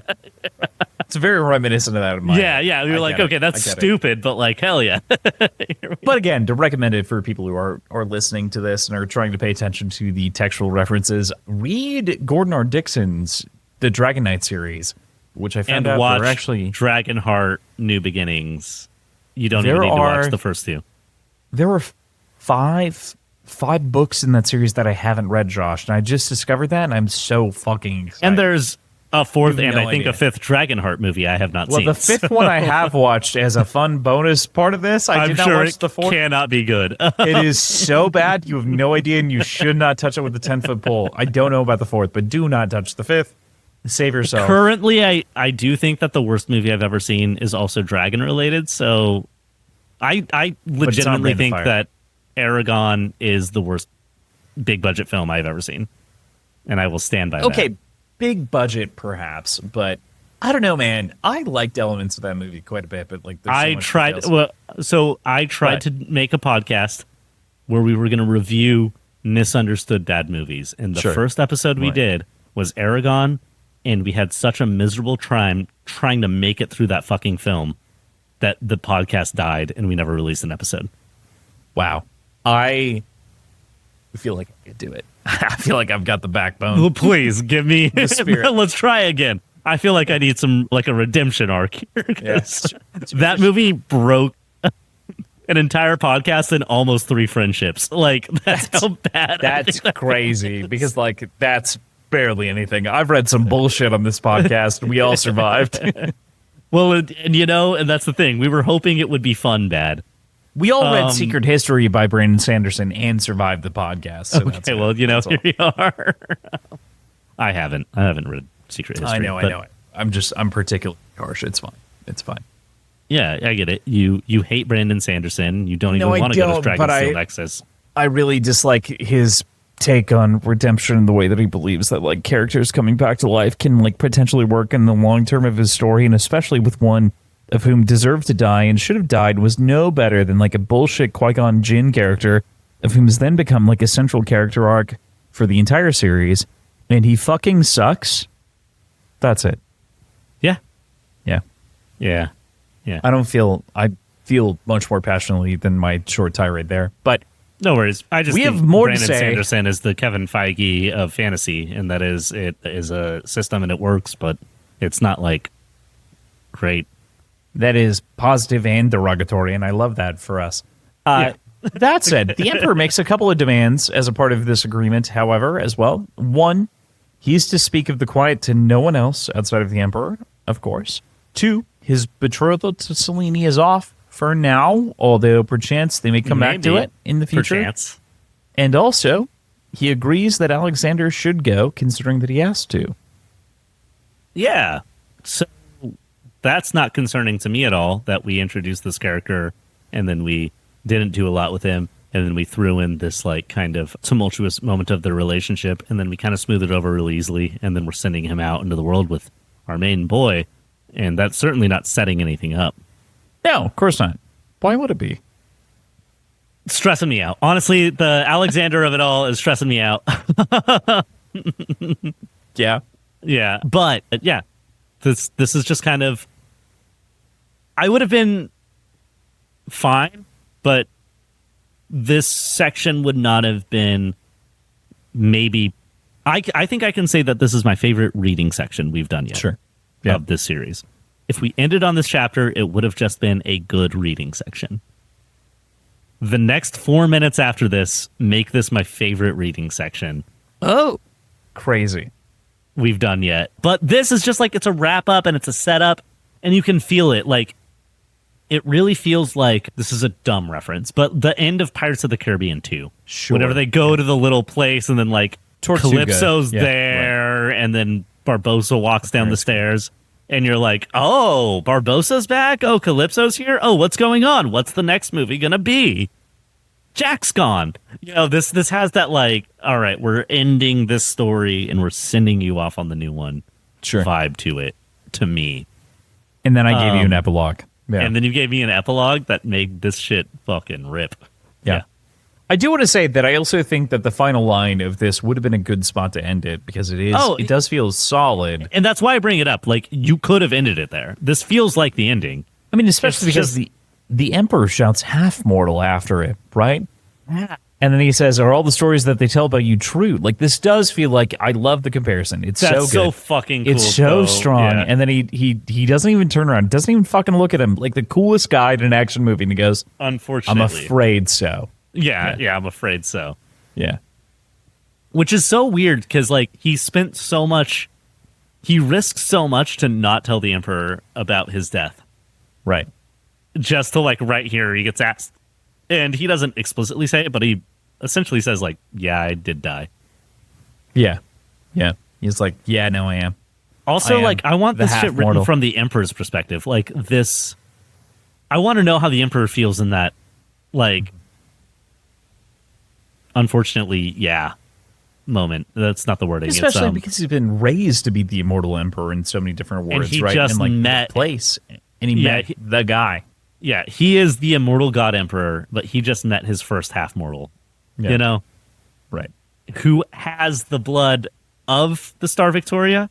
So like, which is why he's like a cousin. Of course, it's a cousin. Like, yeah, exactly. Like, unfortunately, I think we're all sitting here being like, fuck, is that the God Emperor? To Hadrian, you know? Right. Like, yeah, I'm afraid so. Afraid so. Okay, that said, we round out this week with The Merchant of Death. And what a fantastic chapter this is. I do want to make mention, The Merchant of Death, great title that's used across a number of different pieces of media. One most important to me growing up, the Pendragon series, the first book, is called The Merchant of Death. Recommend a lot of people check that out. It was YA in a way that no other YA was at the time. I recommend it to a lot of kids that I've mentored, taught, and otherwise my siblings, family members, and otherwise, and they all love it. Hey man, sometimes YA is just stupid good. It is stupid good. And the series also, for the record, in the fourth book, has a pyramidal civilization in which humans absorb themselves into the AI and become one in the pyramid with the AI and live in a foreign world to be taken advantage of for their power and their electricity as a part of the body with the AI system. I don't know. It seems kind of like the fucking Mericati eye. Yeah, right. Just let me know that this is a YA prequel and I'll read it. Yeah. I mean, anyway. Without getting on too much of a tangent about this, I was thinking about YA and how good it can be literally today because I have not read the YA trilogy by Joe Abercrombie yet. Oh, sure. The Shattered Sea. Yeah. And I really want to. But I haven't either. Whenever I see people talk about it, they're like, it's written really well, it's good, but it's pretty YA. And I'm like... It's like, that's what it is. Yeah, but that's what it is. Like, I feel like I would enjoy it a lot as long as it's well written. Because at the end of the day, I still think about, and I feel like every year I kind of visit mentally how good the Hunger Games series is written. Mm-hmm. And that's quintessential YA. That just is YA. Yeah, right. Well, and every year, like, have you read, what's it called? The most recent one. I have not read, not Songbirds. I haven't read anything outside of I've not the read originals. Okay. So I've read Songbirds and Snakes, and I enjoyed that quite a bit. I've not read Sunrise on the Reaping, which is the most recent one. I hear a lot of very positive things about it. People are hot. The trailer for the movies came out, and I'm like, mother of God, I guess I got to do it. So, yeah. It's probably all I can say is I think Suzanne Collins is who J.K. Rowling thinks she is. And facts. Just facts. Also, like... If you're good at writing and you write YA, your YA is going to be good. And I think Joe Abercrombie's good at writing, so I want to read his YA.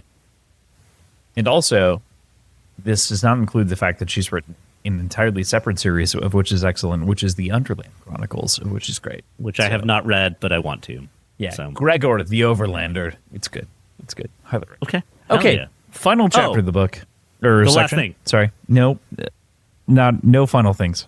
No last things. Mention Joe Abercrombie. I finally bought Sharpens. I have it. I have the whole You collection haven't now. read... I didn't read the... No, I read Sharpens. Okay. I didn't own it. Dear God, I had a heart attack. I was like, my God, man. Okay. Glad that you've got the physical. All right. Yeah. Okay. I finally have the full physical. Oof.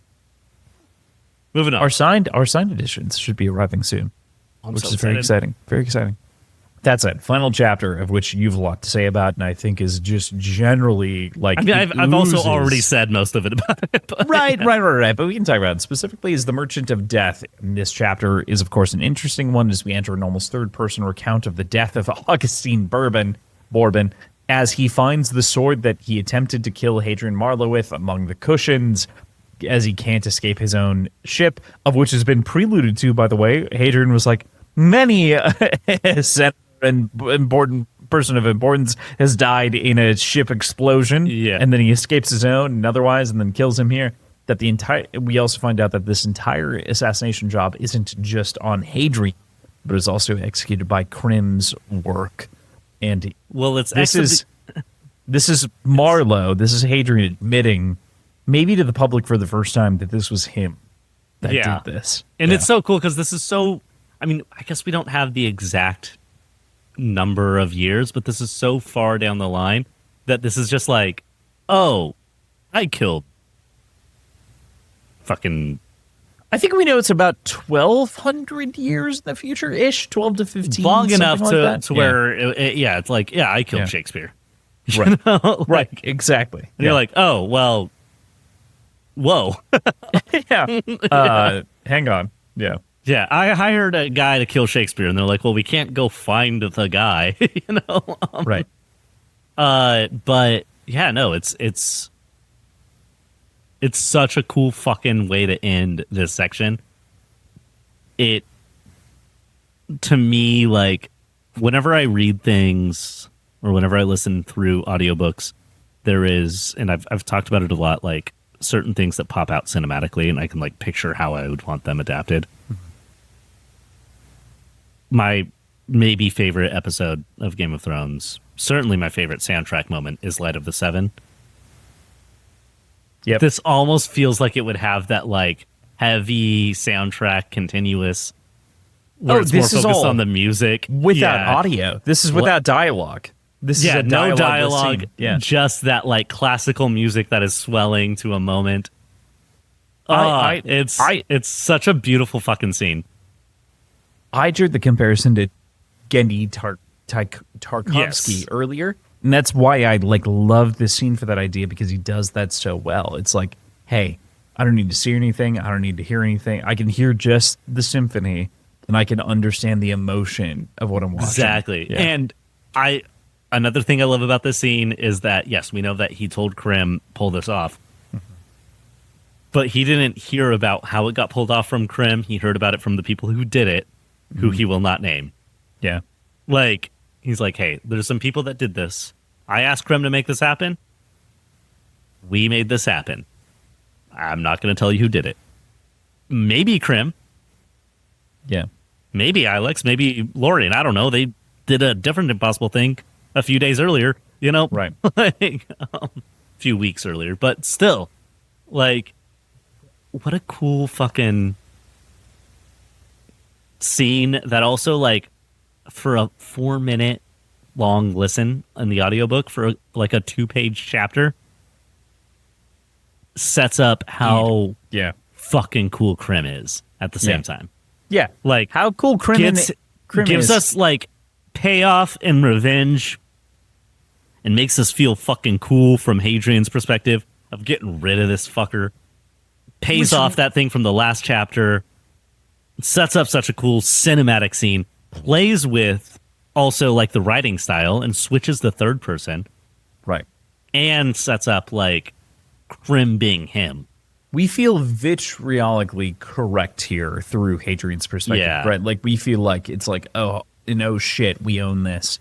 But I do think one of the things that I note in my head is that, like, he owns this, and this is the most villainous in so many ways that we've seen Hadrian behave ever. Like, this is vile in a lot of ways. I love how it contextualizes that wake up, like where and I do feel like this whole section is setting the stage for a new story and a new Hadrian and a new direction. Hadrian wakes up from almost dying from that assassination attempt, and within 5 minutes of waking up, he's like, we're going to kill a fucking senator. The same guy who was like playing the game and willing to crawl on his knees and like just, oh no, I'm Hadrian, is like, I'm not fucking Hadrian anymore. Like, I'm done. Yeah. Like, get ready for me, you know? And I think it's a bad thing if I lived in this universe, but it's a really good thing for me as a guy who reads it. Right. I mean that from like a perspective of, we've thought of Hadrian as like a good guy in a lot of ways, like most. Yeah, but no, this is him like pretty bad. This is evil. Also, like, I have to say, if I was Hadrian, I would have been a lot worse a lot sooner. Like, oh, for sure. Yeah. Like, the guy has been trying to stay chill. Yeah. And at this point, I'd just be like, nah, burn him down. Yeah. Like, yeah. I think that we have talked about Game of Thrones here just now. I mentioned The Light of the Seven. That is obviously a massive cultural thing that everybody compares sci-fi and fantasy and fiction to. This is the level of detail I'm not mad about Daenerys, where she ends up. I'm mad about we didn't get this level of attention to why and how. Right. Yeah. And that's this series has almost been like healing and seeing like, hey, here's how you make a hero villainous in a way where you still kind of like respect and want them to do the villainous things, which like Breaking Bad does so well, and like Attack on Titan did in a fantastic way. And there's a million more, but like, this is that moment of like, and I don't know where it's going, but this is that moment where like maybe Hadrian is acting villainously or moving toward these villainous things, but I'm fucking rooting for the villainy. You know? You're like there for it. You're like knee deep in it in a lot of ways, right? I think one of the unique things compared to the stories that you've drawn the comparisons to is that none of those are first person, right? So like, we've never really gotten well-intended hero to villain story from a first person that I've personally read. And even maybe if Hadrian is doing the right thing in the end, we might see it as villainous. Like there are a lot of question he might marks be there. Like, he might villain be, who did the right thing that he had to do as a villain. I don't know where it's going to go, but also like on the other side of that, like perhaps he's not ever going to portray anything that he does as bad, right? Like this is, you know what I mean? Like he's always going to be positive and like talk about it positively, and it's like, ooh, man, tough. I mean, at the end of the day, we never got full 100% proof that Bourbon was the assassin. Yeah. Or hired the assassin, you know, like, is the person. It's just Hadrian tells us so and killed him and tells us, be happy about that.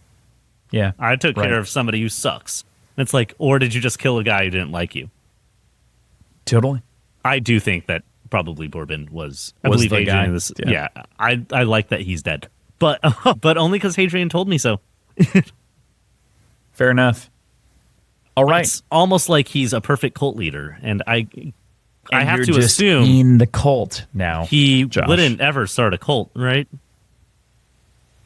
Probably not a star cult. That'd be Like he wouldn't like become the leader of like a weird worship of like someone who's called half mortal. Like he wouldn't like use the way how people perceive him as like a religious figure to his advantage or anything, right? The cult of the Sun Eater probably wouldn't be a thing, right? Yeah, I don't think that would ever probably show up. Okay. Yeah, for sure. Yeah. Josh, anything else on this section? No, we've been talking too long. That's my bad. No, it's good. I don't care, man. We're here to chat. I'm not. That's not a bit. It was. If you have anything else to say about this magnificent little chunk that we have at the end. I love this section. Yeah. Yeah. Yeah, especially the third-person nature of it all, where he's like, well, if someone were to have done it. The switch up is crazy. He's like, yeah, by the way, I wasn't there. But here's what I heard. But also... He, Bourbon, moved through the ship. No one blamed Lord Hadrian Marlowe in the results of the events. Yeah. I love that. He's like, people said this. You know what they didn't say? I bet Hadrian Marlowe did it. It was me. Yeah. And you just know he's been waiting to tell people he did this one. Right. Yeah, for sure. Cool. All right. Yeah. Well, with that, Josh, if you nothing else, next week we've got a pretty similarly sized-ish week from a reading perspective. We have Falling Off the Edge of the World through Island in the Sun. That's chapter 52 through 58. Weezer. Nice. Weezer, yeah. There's also a Hot Mulligan song named Island in the Sun. And maybe he was referencing that. I don't think in either case, but we'll see. We'll see for you. I'm just going to throw out there that Hot Mulligan does have a song called Island in the Sun, and it has my singular favorite line from them, which it's a song about being super drunk and shitty. And it's, if I can make it back to the kitchen, I can act like an asshole in front of my friends, because I've been there. Moving on. True. Fact. Right. But that said, very excited for this next week's read. But thank you for listening to this week's podcast. You can find us on social media, Words and Whiskey Pod, on Instagram, Blue Sky, and Threads if you'd like to reach out to us directly. And dear God, please do feel free to shoot us an email at wordsandwhiskeyshow@gmail.com. We'd be very excited to talk to you about many things. I will say at present, we've got a number of different book requests from different authors that we've been slowly working our ways through. Josh will be receiving one this week physically. Yes, I presume. When it arrives. So we'll be talking about that more. But there are a number of different things. Send us messages, whatever you think, whatever your thoughts are. You can also subscribe to us on YouTube. Please, dear God, we need to hit that number, that 500 number. We appreciate all of the listeners of whom are listening to us over there. But check us out. You can see us there. You can see my more honest reactions when Josh asks me shocking questions in which I have to go, I don't know, and dance around. That's crazy. Yeah. Yeah. Right. I also feel like, unfortunately, I can't pick up on any of your reactions. So, you know, it is a little bit better that it's you and not PJ, because PJ has had a better read on me for my entire life, and you don't. I feel like I can, I can tell that you have a reaction, but I can't tell what it means. You know, that's fair. Yeah, like I can pick up like, oh, I said something that struck a chord, but like I can't like extrapolate from there. Sure. That's all. Yeah. A lot of sure yes. Yeah. No. Yeah. Other than that, I do want to thank new patron, Gustafer, of rejoining us on Patreon. Glad to have you. Welcome back after many a moon. Thank you. Gustafer is a cool name. I like that. Yeah. Patreon.com/words and whiskey. You can support us there. You can find us on all of those medias as mentioned beforehand, but supporting us there goes a long way to ensuring we do this as long as we can feasibly do it. And we like doing it. And please leave us a review wherever you listen. I mean, if that's Spotify, YouTube, Apple Music, podcasts.org, just, Amazon. Leave us a review. Yeah. And a good one, preferably. And 5 stars goes a long way. Puts us in other people's ear holes, and we like that. We appreciate that for sure. But with that, dear listener, there are endings, and this is Juan. Cool. Rad. Dope.